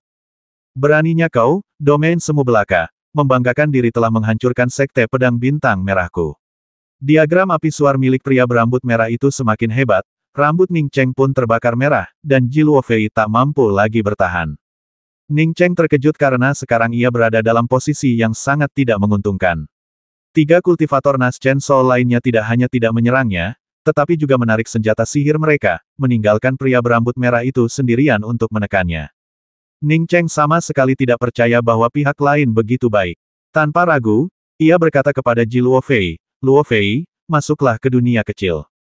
Ji Luofei tahu ini bukan saatnya untuk bernalar, ia percaya pada Ning Cheng. Sekalipun Ning Cheng bukan tandingan lawannya, ia punya sayap awan surgawi untuk melarikan diri. Ning Cheng baru saja mempersilakan Ji Luofei memasuki dunia kecil ketika kultivator berambut merah itu tiba-tiba berteriak, pengorbanan darah bintang merah. Pada saat itu, diagram api suar berubah menjadi langit merah pekat, menyelimuti Ning Cheng. Ia hanya bisa berjuang lemah dengan bantuan 36 kapak ibel sejati Void. Bahkan tombak nirvananya pun tak mampu menembus dunia api suar yang berapi-api ini. Pengorbanan darah bintang merah. Pada saat yang sama, 3 kultivator jiwa baru lahir lainnya secara bersamaan mengucapkan 4 kata ini. Ning Cheng tiba-tiba memiliki firasat aneh, langit di atasnya adalah peta perang yang berapi-api, sementara dunia di bawah kakinya adalah lautan ombak. Pada saat ini, Ning Cheng akhirnya mengerti mengapa Sekte Pedang Bintang Merah dibangun di atas sungai perak yang panjang. Kini, sungai perak ini meraung sepenuhnya, gelombang peraknya yang tak berujung melonjak seolah-olah bumi runtuh dan gunung-gunung runtuh. Boom, boom, gelombang perak melonjak, dan bumi bergemuruh, seolah-olah raksasa kuno telah terbangun, melepaskan amarahnya untuk melahap segalanya. Gelombang perak yang meletus dari seluruh sungai perak ini benar-benar mengunci ruang tempat mereka berempat bertarung. Tidak ada tempat untuk bergerak sama sekali. Pada saat ini, Ning Cheng sekali lagi merasakan hal yang sama seperti saat melawan Rong Jin, terjebak di bawah domain pedang lawan. Itu persis sama dengan domain palsunya, tetapi kendali spasial yang dibentuk oleh peta api Beacon dan Bima Sakti di bawah Sekte Pedang Bintang Merah jauh lebih kuat daripada domain palsunya. Gelombang perak dan pola api suar dengan cepat menyatu, dan Ning Cheng merasakan ancaman kematian. Bima Sakti di bawah Sekte Pedang Bintang Merah adalah harta karunia yang paling berharga, seperti halnya pedang pelangi abadi milik Sekte Pedang Pelangi. Namun, pedang pelangi abadi telah dicuri sebelum sempat digunakan. Kali ini, Bima Sakti Bintang Merah milik Sekte Pedang Bintang Merah benar-benar mulai melepaskan kekuatannya. Dia meremehkan semua sekte di dunia, tak satu pun dari mereka merupakan entitas sederhana. Tak heran Sekte Pedang Bintang Merah berani menyerang formasi tersegel milik Sekte Pedang Pelangi Jatuh, itu karena mereka tahu pedang pelangi jatuh abadi sudah tidak ada lagi. Atau lebih tepatnya, mereka tahu bahwa saat itu, tak seorang pun di Sekte Pedang Pelangi Jatuh yang bisa mengaktifkan pedang pelangi jatuh abadi. Tetapi mengapa tetua tertinggi dan wakil Master Sekte Tantai tidak memperingatkannya ketika dia datang ke Sekte Pedang Bintang Merah bahwa Sekte Pedang Bintang Merah memiliki Bima Sakti yang begitu mengerikan? Satu-satunya penjelasan adalah mereka juga tidak tahu. Peta api suar telah muncul di atas Ning Cheng, dan gelombang perak Bima Sakti yang mengamuk di bawah telah mengepung peta api suar. Kehancuran, kematian, dan amarah memenuhi langit dan bumi saat itu. Ning Cheng terbungkus dalam dunia yang hancur ini, tanpa ada jalan keluar sama sekali. Ia bahkan tak bisa bergerak, apalagi memanggil sungai bintang atau melepaskan jurus api pamungkasnya. Klik, ruang bergetar saat itu. Yang dilihat Ning Cheng di hadapannya bukan lagi api perang dan Bima Sakti, melainkan panggilan kelabu yang tak terlihat. Panggilan ini mengabaikan semua ruang dan waktu di sekitarnya, mengabaikan semua artefak magis dan semua serangan. Panggilan kelabu yang mengerikan ini membuat siapapun tak mampu mengerahkan tekad untuk melawan. Haha, mati. Terdengar tawa maniak dari pria berambut merah itu. Ning Cheng terbangun oleh tawa maniak itu. Ia seperti melihat cakar abu-abu di ruang tempat ia berada, dan cakar ini sedang menggapai jiwa primordialnya. Tidak, ini sama sekali tidak boleh berlanjut. Dia tidak boleh mati, dia tidak boleh mati. Semangat bertahan hidup yang kuat menggelora dalam diri Ning Cheng, dan niat tombak nirvana di tangannya dengan panik berusaha melepaskan diri dari belenggu ini. Ini adalah niat tombak yang menembus langit. Ia telah menyaksikan sendiri niat tombak ini membasmi makhluk kuat yang mampu menghancurkan sebuah planet, dan ia telah menyaksikan sendiri niat tombak ini menghancurkan sebuah planet. Mengapa niat tombak ini tak mampu menembus kepungan api suar, bintang merah, dan galaksi? Seharusnya niat tombak ini mampu menembus langit dan ruang manapun. Krak, sebuah retakan kecil muncul di ujung tombak nirvana, dan rasa sesak Ning Cheng tiba-tiba sedikit mereda. Ia merasakan roh primordialnya kembali ke tubuhnya. Namun, di saat yang sama, aura kehancuran di sekitarnya telah menyebar sepenuhnya. Ning Cheng sama sekali tidak ragu. Niat tombak nirvananya telah mengembalikan jiwa primordialnya. Saat ini, satu-satunya yang bisa ia lakukan adalah memasuki mutiara Xuan Huang. Bahaya yang tak terhitung jumlahnya, niat membasmi yang tak terhitung jumlahnya, dan jam latihan yang tak terhitung jumlahnya. Ning Cheng tidak pernah mempertimbangkan untuk memasuki mutiara Xuan Huang, Tetapi kali ini, ia tidak punya pilihan. Ia tidak punya pilihan jika ia tidak masuk, ia akan tetap tercabik-cabik oleh ruang terkonsentrasi ini. Kekuatan Crimson Star Blood Sacrifice terlalu mengerikan, dia tidak sanggup menahannya, setidaknya belum. Baik sayap awan surgawi, niat tombak nirwana, maupun pola kapak tak berujung, maupun kota guntur biru tak terbatas tidak dapat menyelamatkan hidupnya saat ini. Konvergensi spasial yang mengerikan ini akan menyebabkan dunia kecilnya lenyap, dan Luo Fei akan binasa seperti dirinya. Boom boom, sebuah ledakan dahsyat menggema saat Bima Sakti di bawah Sekte Pedang Bintang Merah pecah menjadi tetesan-tetesan perak yang tak terhitung jumlahnya. Tetesan-tetesan ini menembus udara di sekitarnya, menciptakan ledakan yang memekakkan telinga. Peta api suar itu bagaikan dunia api terbalik, dengan gunung berapi yang tak terhitung jumlahnya, sungai api, dan petir yang mengamuk, tampaknya bertekad mengubah segala sesuatu di ruang angkasa ini menjadi debu. Gugusan bola api dan gelombang perak akhirnya menyatu, dan ruang ini mulai bergolak lalu lenyap. Langit yang berwarna merah darah diwarnai oleh gelombang keperakan, membentuk warna abu-abu mematikan yang sekilas menimbulkan bayangan kematian di hati seseorang. Dihadapkan dengan kekelaman yang mematikan ini, dunia lenyap, hidup hanyalah kehampaan. Satu-satunya yang tersisa hanyalah suara ledakan kehancuran yang masih menggelegar, seolah menyatakan bahwa tak seorang pun dapat menghentikan kehancuran ini. Menatap kehampaan di hadapannya, yang diledakkan menjadi ketiadaan oleh pengorbanan darah bintang merah, pria berambut merah itu menarik napas dan berkata, orang ini terlalu mengerikan. Jika dia tidak datang ke Sekte Pedang Bintang Merahku sebelum mencapai tahap jiwa baru lahir, Sekte Pedang Bintang Merahku pasti sudah dihancurkannya. Saat ini, ia dan 3 orang lainnya berwajah pucat pasi, dan esensi sejati mereka sedang kacau. Melepaskan pengorbanan darah Sungai Bintang dari Sekte Pedang Sungai Bintang harus dibayar dengan harga esensi sejati dan esensi darah. Sayang sekali apa yang dia miliki. Kudengar dia tidak hanya memiliki sumsum 9 yin dari inti bumi, tetapi juga pohon Fata Ana 9 warna. Seorang kultivator jiwa baru lahir yang berdiri di sebelah kiri pria berambut merah itu mendesah. Kedua benda ini akan diperebutkan dengan sengit di seluruh benua Yixing. Tunggu, ada yang tidak beres. Ada manik kuning di tengahnya. Setelah ledakan berangsur-angsur mereda, kultivator di sebelah kanan melihat manik Xuan Huang. Aura asli, ekspresi pria berambut merah itu berubah. Sebelum ia sempat melanjutkan bicara, ia dan ketiga orang lainnya merasakan ruang di sekitarnya tiba-tiba runtuh. Bayangan Ning Cheng tampak muncul kembali di hadapannya. Tidak bagus, teriak kultivator berambut merah itu, meraih jimat untuk melarikan diri. Ia sudah sangat lemah jika Ning Cheng menyerangnya sekuat tenaga saat ini, ia pasti tidak akan bisa menghindar. Pikirannya dipenuhi amarah. Di bawah pengorbanan darah bintang merah, semuanya akan berubah menjadi debu, jadi mengapa manik ini tidak bisa berubah menjadi debu manik macam apa ini? Terlebih lagi, jika ia berhasil mendapatkan aura primordial itu, kultivasinya akan meningkat pesat. Ia tak berani berpikir lagi, ia merasakan bahaya yang luar biasa, dan kekuatannya telah sangat berkurang. Menghadapi bahaya ini, ia merasa benar-benar tak berdaya. Teknik macam apa ini? Pria berambut merah itu tahu ada yang tidak beres, begitu pula ketiga kultivator Nas Chen Sol lainnya. Namun, Ning Cheng telah melepaskan kekuatan ilahi api tertingginya, dan kerun dewa spasial yang tak berujung itu sekali lagi berubah menjadi api yang membakar dan mengerikan. Api itu tidak lagi dipancarkan oleh diagram api suar milik pria berambut merah, tetapi oleh sihir api pamungkas milik Ning Cheng.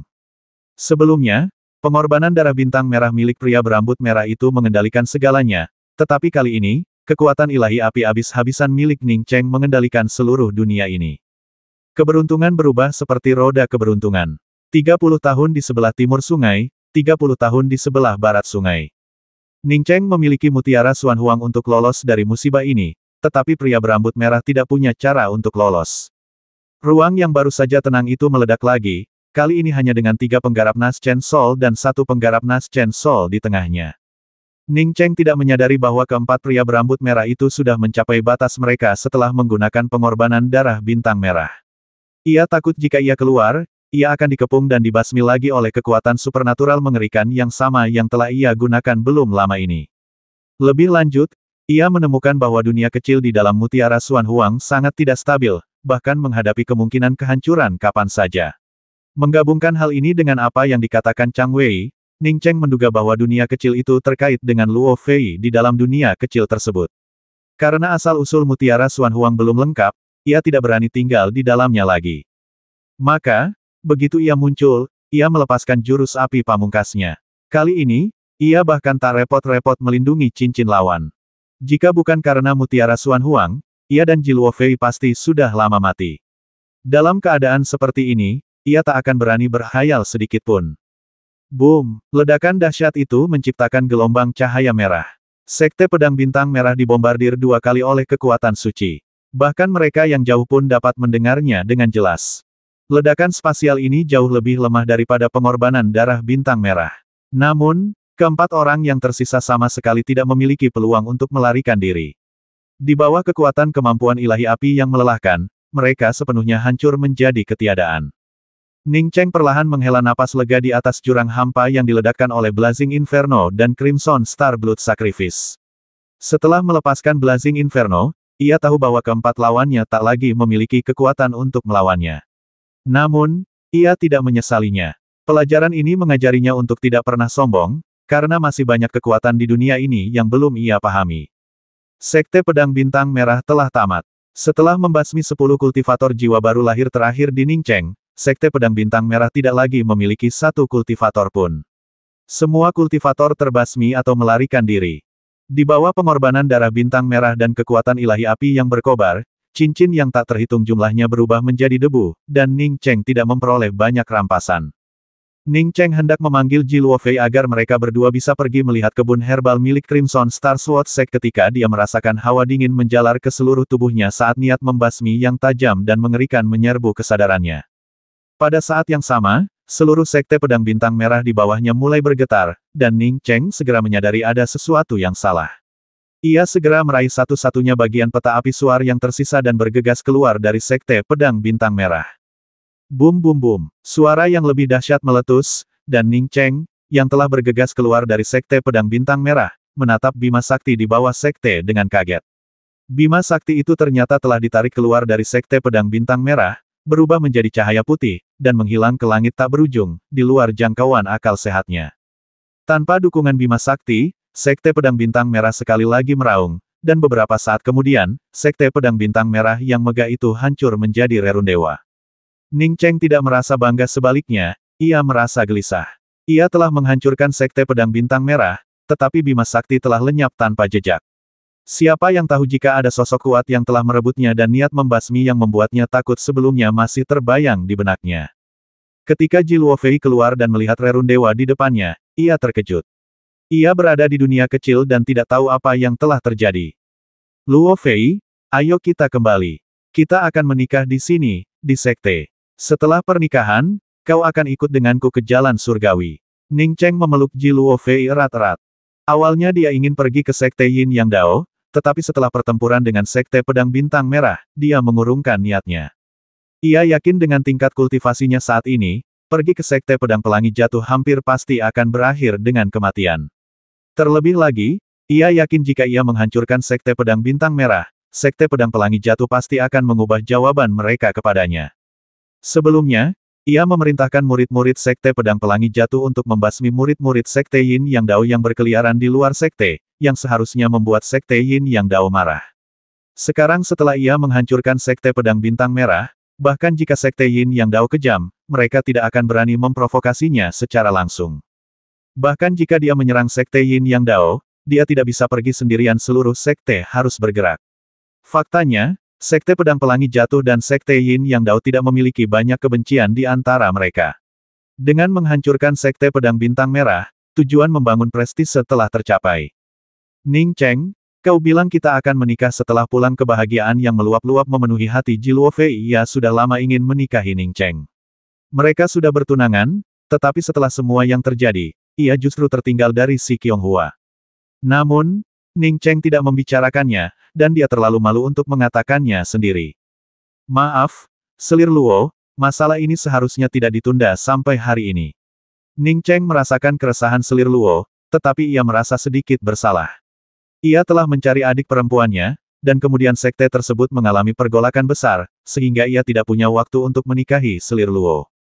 Sekarang, setelah pertempuran dengan Sekte Pedang Bintang Merah, ia semakin merasakan kekurangan dalam kultivasinya.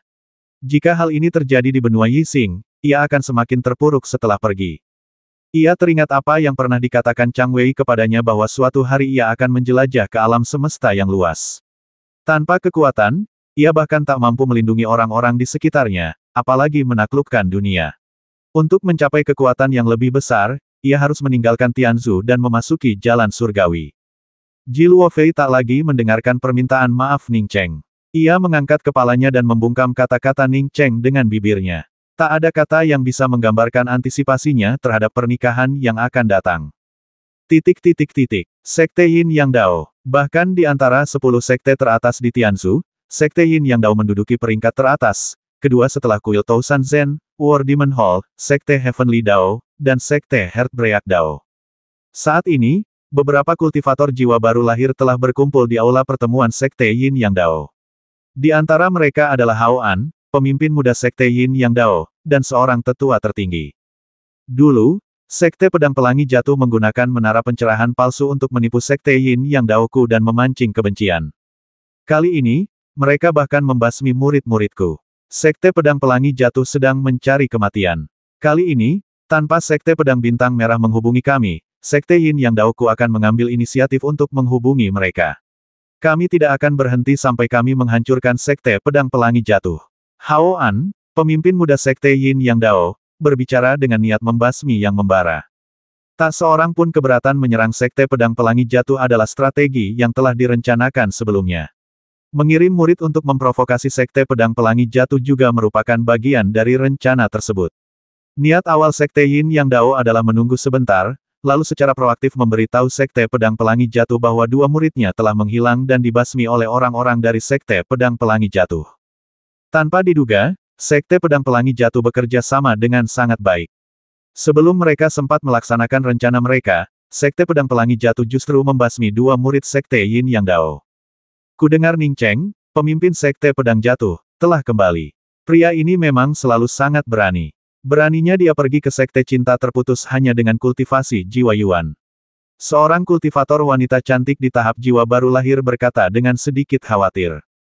Ji Xiu terkekeh dan berkata, sehebat apapun Ning Cheng, dia tetaplah satu orang. Bahkan jika setiap kultivator jiwa baru lahir dari Sekte Yin Yang Daoku menamparnya sampai mati, dia tetap akan mati. Karena pedang pelangi jatuh abadi milik Sekte Pedang Pelangi Jatuh telah kembali ke Sekte, aku khawatir tentang pedang pelangi jatuh abadi mereka, jelas kultivator wanita itu. Hao An mengangguk, Ning Cheng sudah kembali, masih belum ada kabar tentang Xiao Bisheng dan Mu Ximing. Aku sudah mengirim orang ke Sekte Tiandao dan Tianmeng. Jika kita bisa menghubungi kedua tempat itu, bahkan jika Sekte Pedang Lohong menghasilkan beberapa pedang lohong abadi lagi, kita tidak akan takut. Saat itu, seorang kultivator di alam Yuanhun bergegas berjalan menuju pintu. Ada apa, tanya Hao An, mengerutkan kening. Umumnya, kultivator biasa tidak diperbolehkan mendekat selama pertemuan sekte kecuali ada keadaan darurat. Namun, kultivator Yuanhun ini berbeda. Ia adalah pengurus urusan eksternal Sekte Yin Yang Dao. Meskipun tingkat kultivasinya rendah, statusnya tidak rendah. Ia mengurus semua urusan eksternal. Master Sekte, Tetua, kami baru saja menerima kabar bahwa Ning Cheng, bersama tunangannya, Ji Luofei, telah berhasil menembus formasi pelindung Sekte Pedang Bintang Merah dan membasmi 10 tetua jiwa baru lahir, termasuk leluhur berambut merah dari Sekte Pedang Bintang Merah. Sekte Pedang Bintang Merah telah menghilang dari Tianzu dan dihancurkan oleh Ning Cheng. Apa setelah kultivator Yuanhun selesai berbicara, hampir semua orang di aula pertemuan tiba-tiba berdiri. Aula pertemuan Sekte Yin Yang Dao tiba-tiba hening. Setelah beberapa lama, tetua tertinggi Sekte Yin Yang Dao, yang hingga kini belum berbicara, mengulangi dengan kaget, Anda baru saja mengatakan bahwa Ning Cheng, bersama rekan Taoisnya, telah memusnahkan Sekte Pedang Bintang Merah. Kepala pelayan Yuanhun segera membungkuk dan berkata, melapor kepada Penatua Si, memang begitu. Kudengar selir Ji Luo baru berada di tingkat pertama tahap jiwa baru lahir. Faktanya, hanya Ning Cheng yang benar-benar menghancurkan Sekte Pedang Bintang Merah. Lagi pula, terdengar helaan napas serentak memenuhi aula. Aula ini dipenuhi para ahli top dari Sekte Yin Yang Dao. Mustahil bagi satu orang pun untuk menghabisi Sekte Pedang Bintang Merah, apalagi semuanya.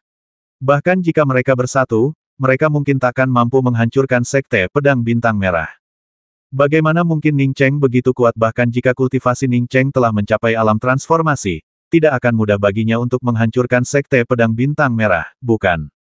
Lalu apalagi Hao An, pemimpin muda Sekte Yin Yang Dao, mendesak dengan suara berat. Niat membasmi yang baru saja ia tunjukkan, yang dimaksudkan untuk menghancurkan Sekte Pedang Luo Hong, kini telah disembunyikan. Jika Ning Cheng dari Sekte Pedang Luo Hong benar-benar memiliki kekuatan seperti itu, bahkan jika Sekte Yin Yang Dao mengerahkan seluruh kekuatannya, mereka tidak akan mampu menghancurkan Sekte Yin Yang Dao, dan bahkan mungkin akan menjadi pihak yang dihancurkan. Kultivator Yuan Hun melanjutkan, kami pergi ke Sekte Dao Surgawi dan Aliansi Surgawi dan kembali. Apa maksudmu? Tanya Hao An penuh semangat. Sebagai seorang pemimpin sekte, ini pertama kalinya ia begitu ingin tahu sesuatu. Jika Sekte Dao Surgawi dan Aliansi Surgawi bersedia bergabung dengan Sekte Yin Yang Dao, maka bahkan jika Ning Cheng menghancurkan Sekte Pedang Bintang Merah, itu tidak akan menjadi masalah. Kultivator Yuan Hun ragu sejenak sebelum berkata, mereka tidak hanya menolak bergabung dengan kami dalam penyerangan, tetapi mereka juga mengeluarkan peringatan bahwa jika Sekte Yin Yang Dao berani memprovokasi Sekte Pedang Luo Hong tanpa alasan, mereka akan mengambil tindakan. Hao An terkulai, benar-benar putus asa, tak dapat mempercayainya. Maknanya sangat jelas serangan itu bukan ditujukan kepada Sekte Pedang Pelangi Jatuh, melainkan kepada Sekte Dao Yin yang miliknya. Bagaimana mungkin Sekte Dao Surgawi dan Aliansi Surgawi membantu Sekte Pedang Pelangi Jatuh? Meskipun Zuo Qiigao adalah pemimpin Sekte Dao Surgawi, ia masih harus menunjukkan rasa hormat kepada pemimpin sekte tersebut, Xiao Bisheng. Katakan padaku, mengapa kau bergabung dengan Sekte Yin Yang Dao, Sekte Pedang Bintang Merah, dan sekte-sekte lain untuk mengepung Sekte Pedang Pelangi Jatuh? Nada bicara Xiao Bisheng tenang, dan penampilannya yang seperti kerangka telah jauh lebih baik. Setidaknya sekarang ia memiliki darah dan daging. Zuo Qiigao agak tak berdaya. Menghadapi Xiao Bisheng, ia tak bisa menyembunyikan tujuannya. Melapor kepada Master Dao, Sekte Pedang Lohong tiba-tiba mendapatkan harta karun bernama Menara Pencerahan. Menara Pencerahan dapat terus maju ke tahap jiwa baru lahir. Jika Sekte Dao Surgawi kita tidak bersaing untuk ini, kita pasti akan tersingkir di masa depan. Oh, jadi kenapa kau menyerah pada Menara Pencerahan setelah diambil alih oleh Sekte Yin Yang Dao? Tanya Xiao Bisheng dengan tenang, namun dengan nada yang tegas. Zuo Qiigao menjelaskan, setelah Sekte Yin Yang Dao mengambil alih Menara Pencerahan, saya menemukan bahwa menara itu sebenarnya tidak berfungsi untuk membantu para kultivator mencapai tahap jiwa baru lahir. Setidaknya, Sekte Yin Yang Dao belum menambahkan satu pun kultivator jiwa baru lahir dalam beberapa tahun terakhir. Kemudian, saya menyelidiki Sekte Pedang Pelangi Jatuh, dan sejak mereka mengambil alih Menara Pencerahan, mereka juga belum menghasilkan satu pun kultivator jiwa baru lahir. Jadi, saya pikir Menara Pencerahan mungkin merupakan barang konsumsi. Xiao Bisheng menghela napas, kau adalah pemimpin sekte-sekte Dao Surgawi, dan aku telah menyaksikanmu tumbuh dewasa. Kau belum berpikir matang sebelum bertindak, dan kau agak gegabah. Jika kau terus seperti ini, sekte ini akan berada dalam bahaya besar. Dengan kata lain, jika seseorang datang ke sekteku untuk merebut jembatan Dao Surgawi, apa yang akan kau lakukan? Tentu saja, kami akan mengerahkan segenap kekuatan sekte kami untuk menghentikannya. Sekalipun sekte ini hancur, kami tidak akan membiarkan siapapun merebut jembatan surgawi, ujar Zuo Qiigao tanpa ragu. Xiao Bisheng berkata dengan nada meremehkan, karena jembatan Dao Surgawi begitu penting, menara pencerahan di Sekte Pedang Pelangi Jatuh mungkin tidak kalah pentingnya dengan pedang pelangi jatuh di alam abadi. Bagaimana kau bisa yakin bahwa orang lain tidak akan menggunakan kekuatan penuh sekte mereka untuk menghentikannya? Zuo Qiigao menghela napas lega. Guru Dao, pedang pelangi abadi dari Sekte Pedang Pelangi telah hilang. Belum lagi jika kita bergabung dengan sekte-sekte besar lainnya, bahkan jika Sekte Dao Surgawiku pergi sendiri, kita dapat dengan mudah menghancurkan Sekte Pedang Pelangi. Xiao Bisheng akhirnya agak marah. Zuo Qiigao, sepertinya kau tidak menganggap serius orang-orang hebat di dunia ini. Apa kau pikir Sekte Dao Surgawi bisa menyapu bersih segalanya? Aku tidak akan mengatakan apa-apa lagi, hanya Ning Cheng, pemimpin Sekte Pedang Pelangi Jatuh, yang bisa menghabisi sebagian besar Sekte Dao Surgawi sendirian. Jika kau terus bermentalitas seperti ini, Sekte Dao Surgawiku akan berada dalam bahaya. Sampaikan ini, seluruh tetua Sekte Dao Surgawi di Aula Kuali Transformasi akan mengadakan pertemuan. Dao Master, meskipun Ning Cheng sebanding dengan seorang kultivator alam transformasi tahap akhir, dia masih hanya, sebelum Zuo Qiigao bisa selesai berbicara, sebuah cahaya merah mendarat di tangannya. Zuo Qiigao meraih pedang terbang merah itu dan mengamatinya dengan indera ilahinya. Ekspresinya langsung berubah drastis. Ada apa? Xiao Bisheng langsung bertanya, karena Zuo Qiigao tetaplah pemimpin Sekte Dao Surgawi, apapun yang terjadi. Zuo Qiigao merasakan hawa dingin menjalar di tulang punggungnya. Ia mencengkeram pedang terbangnya, suaranya bergetar, dan berkata, Ning Cheng dan rekan Taoisnya baru-baru ini pergi ke Sekte Pedang Bintang Merah sendirian dan membantai semua kultivator di atas alam laut pembuka. Sekte Pedang Bintang Merah telah dibasmi oleh Ning Cheng. Bagaimana mungkin ini? Dalam benak Zuo Qiigao, bagaimana mungkin ini terjadi sekuat apapun Ning Cheng, ia tak mungkin menghancurkan seluruh Sekte Pedang Bintang Merah. Kan namun, pesan di pedang terbang itu memang mengatakan bahwa Ning Cheng telah menghancurkan Sekte Pedang Bintang Merah. Xiao Bisheng menghela napas dan berkata, itu wajar. Belum lagi Sekte Pedang Bintang Merah, bahkan jika Mu Ziming dan aku bergabung, kami mungkin takkan sebanding dengannya. Lagi pula, dia menyelamatkan Mu Ziming dan aku. Setelah mengatakan itu, ia tampak berbicara sendiri lagi, dengan domain palsu, siapa di benua Yixing yang bisa menjadi lawannya bahkan Xuan Zhen mungkin harus menghindari ketajamannya. Tianzu cukup damai selama beberapa tahun terakhir, dengan beberapa gangguan kecil, tetapi tidak ada kejadian besar. Namun, 3 peristiwa besar baru-baru ini muncul di Tianzu. Peristiwa pertama adalah kembalinya Xiao Bisheng, Master Dao Sekte Dao Surgawi. Mu Ziming, Master Dao Aliansi Surgawi dan Ning Cheng, Master Sekte Pedang Pelangi jatuh secara bersamaan. Peristiwa kedua adalah sekembalinya Ning Cheng, ia mengetahui bahwa Sekte Pedang Pelangi jatuh telah berulang kali diserang oleh Sekte Pedang Bintang Merah, dan bahkan sahabatnya Sun Hanrui telah terbasmi. Murka, ia dan kekasihnya menantang Sekte Pedang Bintang Merah untuk berduel, menewaskan 10 kultivator tahap jiwa baru lahir dan memusnahkan sekte tersebut. Sejak saat itu, Sekte Pedang Bintang Merah akan lenyap dari Tianzu. Jika peristiwa pertama menjadi topik yang ramai dibicarakan, maka peristiwa kedua bagaikan gempa bumi yang melanda Tianzu. Pemusnahan sekte-sekte kecil adalah hal biasa di Tianzu, dan tak seorang pun terkejut. Tapi tempat macam apa Sekte Pedang Bintang Merah itu salah satu dari 10 sekte teratas. Pemusnahan sekte semacam itu sungguh mengerikan. Saat itu, Sekte Pedang Pelangi jatuh disergap dan dikhianati, namun tidak musnah. Namun kali ini, Sekte Pedang Bintang Merah dihancurkan secara terang-terangan dan terhormat. Nama Sekte Pedang Pelangi jatuh langsung bergema di seluruh Tianzu, di setiap sudut. Setiap topik pembicaraan berkisar pada Sekte Pedang Pelangi jatuh, dan pemimpin sektenya, Ning Cheng, serta rekan Taoisnya, Ji Luofei. Karena mereka tidak dapat hidup tanpa pemimpin Sekte Pedang Lohong dan rekan Taoisnya, berita bahwa pemimpin Sekte Pedang Lohong, Ning Cheng, dan rekan Taoisnya, Ji Luofei, akan menikah tersebar secepat mungkin.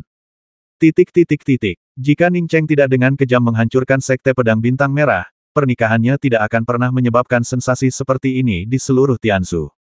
Saat ini, Sekte Pedang Luohong dipenuhi dengan warna-warna meriah, baik di dalam maupun di luar. Tak hanya di dalam maupun di luar sekte, bahkan di pasar Luohong pun, setiap toko dihiasi dengan dekorasi meriah. Formasi pelindung Sekte Pedang Luohong diaktifkan sepenuhnya, dan barisan murid yang menyambut berbaris di kedua sisi. Ini adalah pertama kalinya sejak berdirinya Sekte Pedang Luohong mengadakan acara sebesar ini. Semua tamu yang datang ke Sekte Pedang Lohong mengetahui bahwa ini bukan hanya pernikahan Master Sekte Ning Cheng, tetapi juga peristiwa penting lainnya kembalinya Pedang Lohong, yang telah hilang selama beberapa dekade, dan pembangunan kembali puncak Pedang Lohong. Sekte Pedang Lohong yang sudah tangguh menjadi lebih kuat dengan kembalinya Pedang Lohong abadi. Tak terhitung tamu dan ucapan selamat yang berbondong-bondong ke Sekte Pedang Pelangi jatuh, bersama beberapa kultivator independen yang datang untuk menyaksikan pertunjukan tersebut. Dengan begitu banyaknya kultivator yang berkumpul, pertemuan pertukaran dan lelang berskala besar pun tak terelakkan. Acara semarak dan luar biasa seperti itu jarang terjadi di Tianzu. Di pintu masuk formasi pelindung gunung, para pengikut urusan luar negeri terus melaporkan daftar tamu yang datang untuk menyampaikan ucapan selamat. Presiden Yuan Qin dari Kamar Dagang Xuan Guang secara pribadi datang untuk menyampaikan ucapan selamat. Kepala suku Pulau Dai, Yi Sixiong, secara pribadi datang untuk menyampaikan ucapan selamat. Nyonya Istana Ketujuh, Sang Jizu dari Istana Piaoxue secara pribadi datang untuk menyampaikan ucapan selamat. Master Aliansi Surgawi, Mu Ziming, secara pribadi datang untuk menyampaikan ucapan selamatnya. Master Sekte Dao Surgawi Xiao Bisheng dan pemimpin Sekte Zuo Qiu Gao secara pribadi datang untuk menyampaikan ucapan selamat. Master Dao Xian dan Master Sekte Hao An dari Sekte Yin Yang Dao secara pribadi datang untuk menyampaikan ucapan selamat. Kepala Istana Yu Haixi dari Istana Yu Hai secara pribadi datang untuk menyampaikan ucapan selamat. Ketika satu demi satu tokoh penting memasuki Sekte Pedang Pelangi jatuh, para kultivator nakal yang tak terhitung jumlahnya yang datang untuk menyaksikan pertunjukan itu semakin bersemangat. Bahkan selama kompetisi sekte di masa lalu, mereka belum pernah melihat begitu banyak tokoh penting berkumpul bersama. Di antara 10 sekte besar, selain Sekte Pedang Bintang Merah yang hancur, tampaknya hanya Sekte Dao Patah Hati yang tidak datang. Semua sekte lain datang, bahkan Aula Ibel Perang pun mengirimkan orang.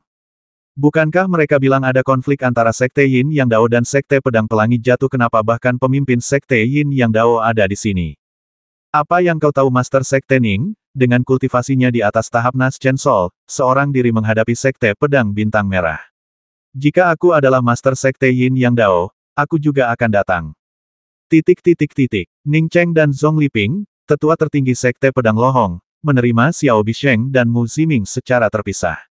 Dibandingkan saat mereka pertama kali keluar dari Kingdong, Mu Ziming dan Xiao Bisheng jauh lebih baik. Saudaramu, apakah Xuan Zhen benar-benar pergi ke jalan surgawi? Pertanyaan pertama Ning Cheng adalah tentang keberadaan Xuan Zhen.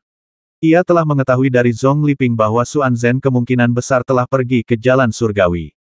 Mu Ziming mengangguk. Benar, Xuan Zhen pasti pergi ke jalan surgawi. Aku curiga dia pergi ke sana untuk Gunung Ruibai. Hanya saja jalan surgawi semakin sulit untuk dimasuki. Ning Cheng memahami maksud Mu Ziming. Makin banyak orang ingin pergi ke jalan surgawi, tetapi jalan masuk ke jalan surgawi memerlukan batu fata ana untuk memurnikan bendera susunan, dan batu fata ana itu sangatlah berharga. Pernikahan Ning Cheng, pemimpin Sekte Pedang Luo Hong, menarik perhatian seluruh Tianzu. Kecuali beberapa sekte, hampir semua sekte ternama di Tianzu mengirimkan hadiah kepada Sekte Pedang Luo Hong untuk menyampaikan ucapan selamat. Hao An, pemimpin Sekte Yin Yang Dao, secara khusus mengirimkan menara pencerahan yang awalnya ingin dikunjunginya, dan pada saat yang sama mengambil inisiatif untuk meminta maaf kepada Ning Cheng.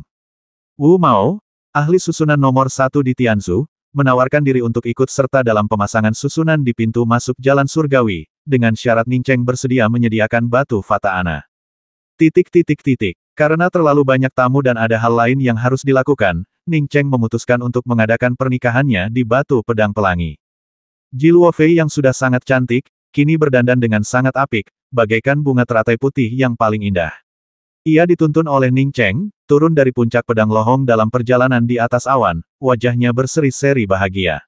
Yang membuat semua orang bingung adalah sang pengantin, Ji Luofei, mengenakan gaun putih, bukan gaun merah menyala. Namun, kecantikan Ji Luofei yang memukau membuat semua orang mengabaikan pakaiannya. Atau lebih tepatnya, pakaiannya justru menonjolkan kecantikannya yang murni dan lembut, kecantikan yang membuat semua kultivator wanita yang hadir tampak pucat jika dibandingkan. Wanita yang mampu mencapai keabadian, selama penampilannya tidak terlalu buruk rupa, pada akhirnya akan menjadi sangat menarik seiring meningkatnya level kultivasi mereka. Beberapa kultivator wanita yang sudah cantik menjadi semakin cantik setelah berkultivasi. Namun, penampilan Ji Luofei langsung mengubah standar kecantikan semua kultivator wanita. Pada saat itu, banyak kultivator wanita berharap mereka juga bisa menyelenggarakan pernikahan seperti itu. Mengenakan gaun pengantin putih, dipimpin oleh pasangan Taois tercinta mereka turun dari awan. Atau mungkin, hanya dengan pernikahan seperti itu seorang wanita bisa benar-benar mencapai kecantikannya yang paling sempurna. Ning Cheng, menggenggam tangan Ji Luofei, berdiri di kursi utama alun-alun, membungkuk kepada setiap orang yang mengucapkan selamat. Ji Luofei, di sisi lain, berseri-seri karena gembira. Ia akhirnya menantikan hari ini, dan dibandingkan dengan Suster Qianghua, ia jauh lebih bahagia. Hari ini adalah hari pernikahan saya di Ningcheng. Saya sangat berterima kasih kepada semua sekte besar yang telah menghormati Sekte Pedang Lohong saya. Setelah Ning Cheng mulai berbicara, batu pedang pelangi jatuh langsung terdiam. Terima kasih kepada istriku, Luo Fei, karena telah menikahiku. Aku akan mencintainya seumur hidupku. Ji Luo Fei tak pernah menyangka Ning Cheng akan mengatakan hal seperti itu di depan umum. Ia belum pernah ke bumi, juga belum pernah menghadiri pernikahan di sana. Meskipun ia berkulit tipis, kata-kata Ning Cheng menghancurkan ketenangan yang mungkin ia miliki. Ia bahkan lupa bahwa mereka sedang berada di alun-alun dan hanya bersandar di bahu Ning Cheng. Saya ingin memiliki pernikahan seperti itu suatu hari nanti, kata seorang petani laki-laki dengan iri. Jika seseorang bisa memperlakukan saya seperti Master Sekte Ning, saya pasti akan berhenti berkultivasi dan hanya mencintainya. Kali ini, yang berbicara adalah seorang kultivator wanita yang sangat menarik. Berhentilah munafik. Aku yakin kau akan kembali dan melanjutkan pengasinganmu seperti biasa. Bagaimana pemuda tampan dari keluarga Guan itu memperlakukanmu saat itu kau masih saja meninggalkannya? Lagi pula, apa hubungannya seseorang yang mencintaimu dengan apakah kau berkultivasi atau tidak? Seorang kultivator wanita lain di sebelahnya langsung membalas. Bagaimana dia bisa dibandingkan dengan Master Sekte Ning? Setelah bisikan-bisikan di alun-alun agak mereda, Ning Cheng melanjutkan, hari ini, ada beberapa hal lain yang ingin kuumumkan. Pertama, pedang pelangi abadi dari Sekte Pedang Pelangiku telah kembali. Hari ini, disaksikan oleh kalian semua, dengan ini kuumumkan kembalinya pedang pelangi abadi dari Sekte Pedang Pelangiku ke puncak pedang pelangi. Setelah berbicara, Ning Cheng memegang pedang panjang yang menyerupai pelangi. Indra ilahi yang tak terhitung jumlahnya terfokus pada pedang di tangan Ning Cheng, tetapi tak seorang pun dapat melihat bentuknya dengan jelas, yang mereka lihat hanyalah pelangi. Hanya Ning Cheng yang tahu bahwa pedang ini bukan pedang biasa. Bahkan ke-36 kapak ibel sejati Taiksu miliknya yang digabungkan tidak dapat menandingi satu tanduk pun dari pedang ini. Setelah mendengarkan kata-kata penatua Zhong Liping, ia menghabiskan beberapa hari mempelajari pedang ini, memastikan bahwa pedang itu memang berasal dari pedang pelangi abadi, khususnya 9 revolusi pelangi jatuh. 9 revolusi pelangi jatuh adalah teknik kultivasi tingkat atas, tetapi sayangnya, teknik ini tidak cocok untuk dipraktikkan Ning Cheng. Ning Cheng mewariskan 9 revolusi pelangi jatuh kepada semua orang di puncak pedang pelangi jatuh. Pada saat yang sama, ia meminta Tan Tai Fei untuk mewariskannya kepada semua murid sejati atau murid inti. Dengan kembalinya pedang pelangi abadi ke Sekte Pedang Pelangi, ditambah dengan kekuatan Ning Cheng yang luar biasa, semua orang paham bahwa Sekte Pedang Pelangi telah mencapai tingkat baru. Di bawah pengawasan banyak orang, Ning Cheng melompat ke udara dan mendarat di puncak Falling Rainbow Sword Peak dengan Immortal Falling Rainbow Sword di tangannya. Sebelum dia sempat melepaskan pedang pelangi abadi dari tangannya, pedang itu terbang sendiri dan tertancap di puncak-puncak pedang pelangi. Ketika pedang pelangi abadi kembali ditancapkan di puncak pedang pelangi, sinar pedang memancar keluar. Saat itu, semua murid Sekte Pedang Pelangi tampak merasa nyaman, seolah pemahaman mereka tentang teknik kultivasi telah semakin mendalam. Bagi para murid dan tetua Sekte Pedang Pelangi jatuh dengan tingkat kultivasi yang lebih tinggi, perasaan ini bahkan lebih mendalam. Saat ini, mereka tidak perlu memberitahu siapapun, mereka tahu bahwa Sekte Pedang Pelangi jatuh telah kembali. Ning Cheng menatap pedang pelangi abadi yang memancarkan aura pedang dengan sedikit kebingungan. Ia tidak mengerti bagaimana pedang ini bisa dicuri. Ia punya firasat bahwa bahkan ia sendiri tidak bisa begitu saja mencabut pedang pelangi abadi sekarang. Lingkaran pedang yang kuat menyebar, memaksa Ning Cheng mundur dari puncak pedang pelangi jatuh. Dengan pertanyaan ini, ia kembali ke sisi Ji Luofei. Terima kasih kepada semua tamu yang telah menyaksikan pernikahanku dengan Ji Luofei dan menyaksikan kembalinya pedang lohong abadi dari Sekte Pedang Lohong. Kata-kata Ning Cheng langsung disambut sorak-sorai antusias, mereka menyaksikan sebuah peristiwa penting. Beberapa kultivator tingkat rendah bahkan mempertimbangkan cara untuk membumbui cerita dan menyebarkannya. Para tamu yang terhormat, hal ketiga yang ingin saya bahas hari ini adalah, karena batasan aturan benua Yixing, kita tidak dapat berkultivasi ke alam yang lebih tinggi. Namun, kita semua tahu bahwa alam seperti itu ada. Banyak rekan kultivator, dalam mengejar kekuatan yang lebih besar, terpaksa meninggalkan Tianzu dan memasuki dunia baru melalui jalan surgawi. Ketika Ning Cheng menyebutkan jalan surgawi, semua orang di batu pedang langsung terdiam. Ini adalah masalah yang menjadi perhatian mereka masing-masing. Jika suatu hari mereka juga mencapai tahap jiwa baru lahir tetapi tidak memasuki jalan surgawi, mereka mungkin menghabiskan seluruh hidup mereka di tahap itu, menjadi tua dan mati. Terlalu banyak kultivator jiwa baru lahir yang meninggal karena usia tua di Tianzu ini bukan lelucon, melainkan fakta. Seorang kultivator jiwa baru lahir hanya memiliki rentang hidup beberapa ribu tahun. Bagi manusia biasa, beberapa ribu tahun adalah waktu yang sangat lama. Namun, bagi seorang kultivator yang dapat berpantang biji-bijian, beberapa periode menyendiri dapat mencapai beberapa ribu tahun. Ning Cheng melanjutkan, jalan surgawi itu sulit, tetapi sesulit apapun itu, kita harus pergi ke jalan surgawi untuk mencapai alam yang lebih tinggi. Namun, semakin sulit untuk memasuki jalan surgawi. Alasan mengapa Sekte Pedang Luohong saya memiliki banyak slot adalah karena tetua Meng Jingxiu dari Sekte Pedang Luohong menyumbangkan batu fata ana 9 warna. Tianzu bukan hanya rumah bagi Sekte Pedang Pelangi Jatuh, ada banyak sekte lainnya. Saya, bersama Master Dao Mu Ziming, dan para pemimpin serta tetua dari beberapa sekte lain, membahas masalah ini. Saya memutuskan untuk menggunakan batu Fata Ana untuk menata ulang pintu masuk ke jalan surgawi Tianzu, berusaha memastikan bahwa siapapun, kapanpun, yang memiliki kemampuan, dapat memasuki jalan surgawi. Sorak-sorai yang lebih meriah pun meletus. Apa yang dikatakan Ning Cheng memang menjadi kekhawatiran semua kultivator. Semua sekte tahu bahwa perkataan Ning Cheng menyiratkan bahwa sekte pedang pelangi jatuh secara samar-samar diposisikan sebagai pemimpin Tianzu. Jika Ning Cheng tinggal di Tianzu lebih lama lagi, sekte pedang lohong pasti akan mampu menekan sekte besar lainnya dan menjadi sekte nomor 1 di Tianzu. Ning Cheng tidak mengatakannya begitu saja, juga bukan tipe orang yang berbuat baik secara anonim. Menurut Mu Ziming dan Xiao Bisheng, membuka jalan surgawi secara permanen mengharuskannya menyumbangkan batu Fata Ana. Batu Fata Ananya tidak jatuh dari langit, dan ia tidak memiliki banyak batu Fata Ana 9 warna. Ia mempertimbangkannya cukup lama sebelum akhirnya memutuskan untuk mengeluarkan batu Fata Ana.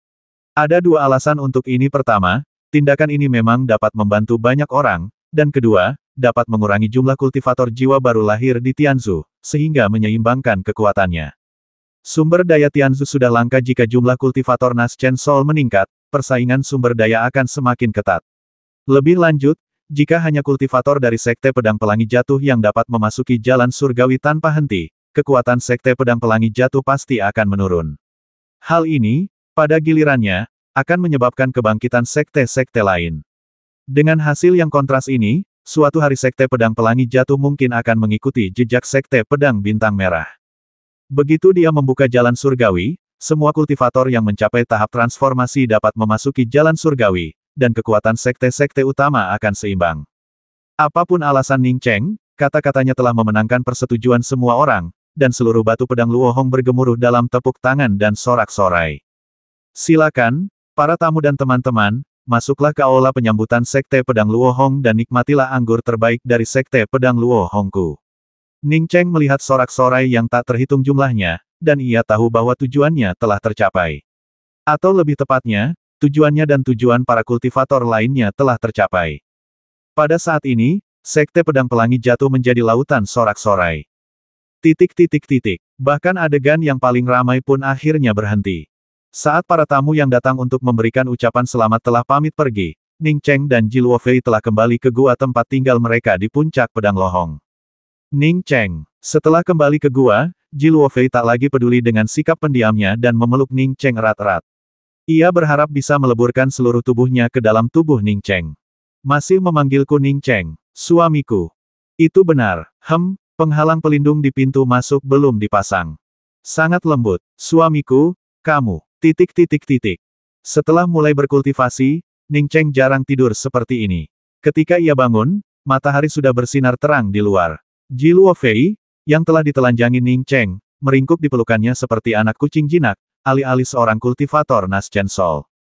Ji Luofei membuka matanya, wajahnya masih memerah. Ia hendak berbicara ketika melihat Ning Cheng mengerutkan kening. Ada apa, tanya Ji Luofei cepat-cepat. Seseorang yang tidak ingin kulihat telah datang ke puncak Pedang Lohong. Aku ingin tahu apa yang dia lakukan di sini. Ning Cheng tersenyum. Siapa ini? Nalan Ruxue juga berasal dari Lesu. Pemimpin Sekte Ning. Saat melihat Ning Cheng masuk, Nalan Ruxue, yang diam-diam menunggu di ruang tamu, berdiri. Lian E, yang menemaninya, segera meninggalkan ruang tamu begitu melihat Ning Cheng masuk. Ia telah mendengar tentang Ning Cheng dan Nalan Ruxue dari Meng Jingxiu. Sebenarnya, ini adalah kunjungan kedua Nalan Ruxue ke Sekte Pedang Lohong. Pertama kalinya ia datang mengunjungi Meng Jingxiu. Ada apa, tanya Ning Cheng setelah mempersilakan Nalan Ruxue duduk. Jika Yan Ji yang datang, dia mungkin akan sedikit terkejut. Bahkan jika bukan Yan Ji, dia akan lebih senang bertemu Cheng Yixiao daripada bertemu wanita ini. Ning Cheng sama sekali tidak terkejut dengan kedatangan Nalan Ruxue. Dari segi penampilan, Nalan Ruxue tidak kalah cantik dari Yan Ji, dan ia sama sekali tidak kalah dari Luo Zian, wanita tercantik di Sekte Pedang Luohong. Namun, karakter Nalan Ruxue sungguh buruk, dan Ning Cheng membenci wanita seperti itu. Namun, bakat Nalan Ruxue sungguh luar biasa. Ia belum lama berada di Tianzu, namun ia telah mencapai tingkat kelima alam laut pembuka. Dalam hal kultivasi, ia bahkan sedikit lebih tinggi darinya. Aku bergabung dengan War Demon Hall, dan setelah keluar dari pengasingan, aku mengetahui bahwa kau akan menikah, jadi aku datang ke sini untuk mengucapkan selamat. Nalan Ruxue sepertinya tahu bahwa Ning Cheng tidak memiliki kesan yang baik padanya, jadi dia berbicara dengan agak hati-hati. Ning Cheng tidak terlalu menanggapi ucapan selamat Nalan Ruxue. Sekalipun Nalan Ruxue mengucapkan selamat, ia dan Nalan Ruxue tidak akan pernah berteman. Yang mengejutkannya adalah Nalan Ruxue ternyata bergabung dengan War Demon Hall, sekte peringkat kedua di antara 10 sekte besar Tianzu, kedua setelah Akademi 1000 Zen, dan bahkan lebih kuat dari sekte Dao Surgawi. Aula Ibel Perang lebih tepat digambarkan sebagai sekte kultivasi Ibel. Meskipun Tianzu tidak terlalu peduli dengan kultivator Ibel dan Tao, di Lesu, kultivator Ibel dibenci secara universal. Ia dicari dan diburu hanya karena ia menggunakan kapak Ibel sejati Taiksu, yang memancarkan energi Ibel. Nalan Ruxue berasal dari Lesu. Logikanya, ia seharusnya membenci kultivator Ibel, jadi mengapa ia harus bergabung dengan sekte kultivasi Ibel? Sekte Wunian di Lesu sangat anti terhadap para kultivator Ibel. Kini setelah murid utama sekte tersebut bergabung dengan Aula Ibel Perang, ironinya tak terbantahkan. Hehe, aku tak menyangka kau akan bergabung dengan War Demon Hall. Selamat, selamat. Teringat akan surat panggilan buruan sekte Wunian untuknya, Ning Cheng ingin mengatakan sesuatu yang sarkastis, tetapi mengingat mereka datang untuk memberi selamat atas pernikahannya, ia pun menelan ludah. Mengatakan itu tak akan berpengaruh. Nalan Ruxue menundukkan kepalanya. Tak seorang pun kecuali dirinya yang tahu mengapa ia bergabung dengan War Demon Hall. Dengan bakatnya, ia bisa saja bergabung dengan sekte manapun di Tianzu, tetapi ia memilih War Demon Hall. Ini hadiah untukmu dan Suster Luo Fei. Nalan Ruxue menyerahkan kotak giok kepada Ning Cheng. Ning Cheng mengambil kotak giok itu tetapi tidak membukanya, ia hanya mengucapkan terima kasih. Melihat Ning Cheng menerima kotak giok itu, Nalan Ruxue menghela napas lega, berdiri lagi, dan membungkuk kepada Ning Cheng. Pemimpin Sekte Ning, selain mengucapkan selamat atas pernikahanmu, aku datang untuk meminta maaf dan berterima kasih karena telah menyelamatkan hidupku. Jika bukan karenamu, aku mungkin sudah dilahap si Kong Kai sejak lama. Aku bodoh sebelumnya, bukan saja tidak berterima kasih, aku bahkan meragukanmu. Bagi Nalan Ruxue, ini mungkin pertama kalinya ia meminta maaf secara resmi kepada seseorang. Jika itu dirinya di masa lalu, bahkan jika ia melakukan kesalahan, ia paling-paling hanya akan merasa bersalah dan menyesal, tetapi ia tidak akan pernah meminta maaf kepada siapapun. Atau mungkin kata-kata Meng Jingxiu berpengaruh saat itu, bakatnya jauh lebih unggul daripada Meng Jingxiu. Ia bahkan menolak permintaan Ning Cheng agar Meng Jingxiu bergabung dengan Sekte Wunian. Ketika ia bertemu Meng Jingxiu lagi di Tianzu, Meng Jingxiu sudah menjadi kultivator alam transformasi tahap akhir, sementara ia baru berada di tahap awal alam pembukaan laut. Sama seperti ia meremehkan Ning Cheng saat itu, ia juga meremehkan Ning Cheng bergabung dengan Sekte Wunian. Sekarang, Ning Cheng adalah pemimpin salah satu dari 10 sekte besar di Tianzu. Bahkan kepala Aula War Demon Hall harus datang sendiri untuk memberi selamat kepada Ning Cheng atas pernikahannya. Ning Cheng, yang dulu tak terjangkau olehnya, kini menjadi seseorang yang tak pernah bisa ia jangkau. Terkadang, apa yang kau lihat belum tentu benar. Meng Jingxiu dan Ning Cheng, yang dulu jauh lebih rendah darinya, kini jauh lebih unggul. Ini memberinya pelajaran jangan pernah terlalu melebih-lebihkan diri sendiri. Ketika kau terlalu melebih-lebihkan diri sendiri, bertahun-tahun kemudian, di mata orang-orang yang pernah kau pandang rendah, kau akan tetap sama tidak berartinya.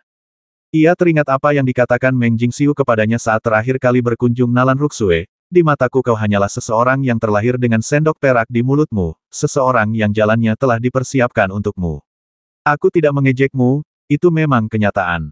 Orang yang tidak tahu bersyukur, berapapun kunci emas yang diberikan, pencapaiannya akan terbatas. Saat itu, Ning Cheng, untuk menyelamatkanmu, diam-diam membawaku ke gua seorang kultivator Xuan Ye. Aku menyaksikan sendiri betapa mengerikannya kultivator Xuan Ye yang jahat itu. Saat dia melihatmu, dia mencoba merobek pakaianmu. Mengenai apa yang ingin dia lakukan, aku yakin kau mengerti. Saat itu, Ning Cheng masih berada di tahap awal tahap pembentukan fondasi, dan makam itu tidak hanya berisi seorang kultivator cairan mendalam. Selain si Kong Kai, ada juga Hang Jiao Jiao. Bisa dibilang Ning Cheng mempertaruhkan nyawanya untuk menyelamatkanmu. Bagaimana kau membalasnya? Aku tidak ingin menyebutnya tidak tahu berterima kasih, tapi memang begitulah adanya. Sejujurnya, aku belum pernah bertemu orang seperti Ning Cheng, dia benar-benar baik hati. Itulah mengapa aku bersedia menjadi sahabatnya, dan mengapa aku bersedia bergabung dengan Sekte Pedang Pelangi Jatuh.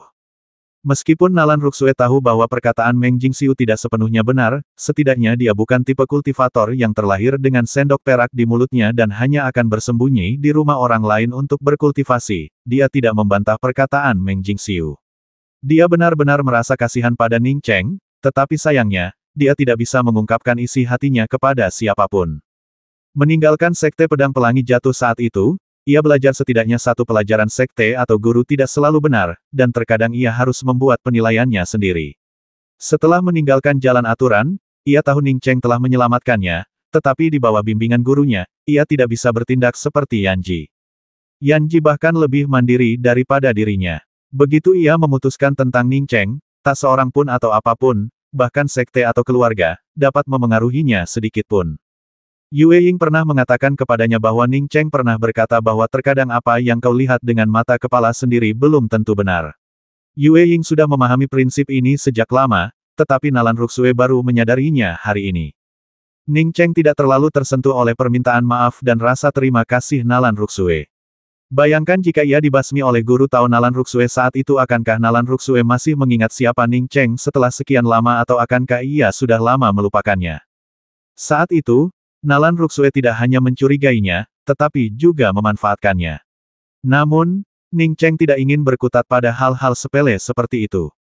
Aku sudah lama melupakan hal-hal itu, kata Ning Cheng dengan tenang. Mengabaikan nada bicara Ning Cheng, Nalan Ruxue tampak agak lega setelah mengucapkan kata-kata ini. Rumor bahwa ia dan Ning Cheng telah menikah memang disebarkan oleh tuannya, tetapi ia tidak sengaja mencoba menghentikannya. Hanya ia yang tahu kebenarannya, ia tidak memanfaatkan Ning Cheng, dan ia tidak perlu menjelaskan dirinya kepada tuannya. Setelah Yue Ying dan Yue Yuanhua mengetahui bahwa Sekte Wunian telah mengeluarkan surat perintah penangkapanmu, mereka sangat tidak puas denganku dan Sekte Wunian, dan mereka juga meninggalkan sekte itu. Aku tidak tahu di mana mereka sekarang, lanjut Nalan Ruxue. Ning Cheng kemudian teringat pada dua saudara jenius dan An Yi, dan tiba-tiba ia merasa bersalah. Ia bahkan tidak terpikir untuk mencari mereka bertiga saat berada di lesu. Aku merasa jauh lebih baik setelah mengucapkan kata-kata ini. Aku pergi. Nalan Ruxue tidak tinggal lebih lama lagi dan segera berbalik untuk pergi. Ning Cheng tidak memanggil Nalan Ruxue, ia merasa mereka berdua mungkin takkan pernah bertemu lagi. Ia membuka kotak giok itu, di dalamnya terdapat jimat teleportasi. Jimat itu persis sama dengan yang ia gunakan saat dipaksa kabur oleh guru Nalan Ruxue. Ning Cheng menutup kembali kotak giok itu dan menyimpannya, lalu duduk diam cukup lama. Baru setelah Ji Luofei masuk, ia berdiri dan berkata, Luofei, aku akan menyerahkan posisi ketua sekte kepada ketua sekte Tantai. Kita akan menuju jalan surgawi, dan Sekte Pedang Pelangi Jatuh tak akan bisa hidup tanpa ketua sekte. Setelah berdiskusi dengan kedua tetua tertinggi, Tantai Fei tidak menolak tawaran Ning Cheng untuk menyerahkan posisi ketua sekte kepadanya. Mereka memutuskan bahwa setelah Ning Cheng memasuki jalan surgawi, Sekte Pedang Pelangi Jatuh akan mengadakan upacara pelantikan ketua sekte lagi. Sejak ia memperoleh urat spiritual di Ning Cheng hingga kembali ke sekte, ia tidak pernah berkultivasi dengan benar selama sehari pun. Setelah menyerahkan posisi pemimpin sekte kepada Tantai Fei, Ning Cheng dan Ji Luofei memulai pengasingan mereka. Apakah jalan surgawi itu berbahaya atau tidak, tak seorang pun tahu. Satu hal yang jelas bagi semua orang dari semua orang yang telah memasuki jalan surgawi, setidaknya tak seorang pun yang kembali. Ning Cheng mengambil urat spiritual dari dunia kecil dan meletakkannya di bawah guanya. Dunia kecil tidak memiliki aturan untuk mendapatkan kekuatan yang lebih besar, pengasingan di puncak pedang lohong jelas lebih efektif daripada pengasingan di dunia kecil. Ji Luofei tidak berlatih menggunakan pembuluh darah spiritual bersama Ning Cheng, ia hanya membutuhkan batu roh. Ning Cheng memiliki miliaran batu roh, yang sama sekali tidak akan menjadi masalah bagi kultivasi Ji Luofei. 3 bulan kemudian, Ning Cheng naik ke tingkat kelima alam pembukaan laut. 7 bulan kemudian, Ning Cheng menembus tingkat ke-6 alam pembukaan laut. Setahun kemudian, ketika urat nadi spiritual Ning Cheng benar-benar habis, ia nyaris tidak naik ke tingkat ke-7 alam pembukaan laut. Ning Cheng jelas merasakan bahwa bahkan dengan urat spiritual, kecepatan kultivasinya melambat. Dan Yun dapat berkultivasi ke tahap jiwa baru lahir hanya dengan sedikit urat spiritual, dan ia bahkan menggunakan urat spiritual tambahan tersebut untuk Ning Ruolan dan yang lainnya. Di sisi lain, ia menggunakan urat spiritual 2 kali lebih banyak daripada Dan Yun, tetapi hanya dapat berkultivasi hingga tingkat ke-7 alam pembukaan laut, hanya naik 3 tingkat minor. Meskipun ia masih memiliki sedikit esensi kayu, Ning Cheng tidak tahan menggunakannya. Bagaimanapun, Ning Cheng tahu bahwa tidak ada gunanya ia tinggal di Sekte Pedang Pelangi Jatuh lebih lama lagi.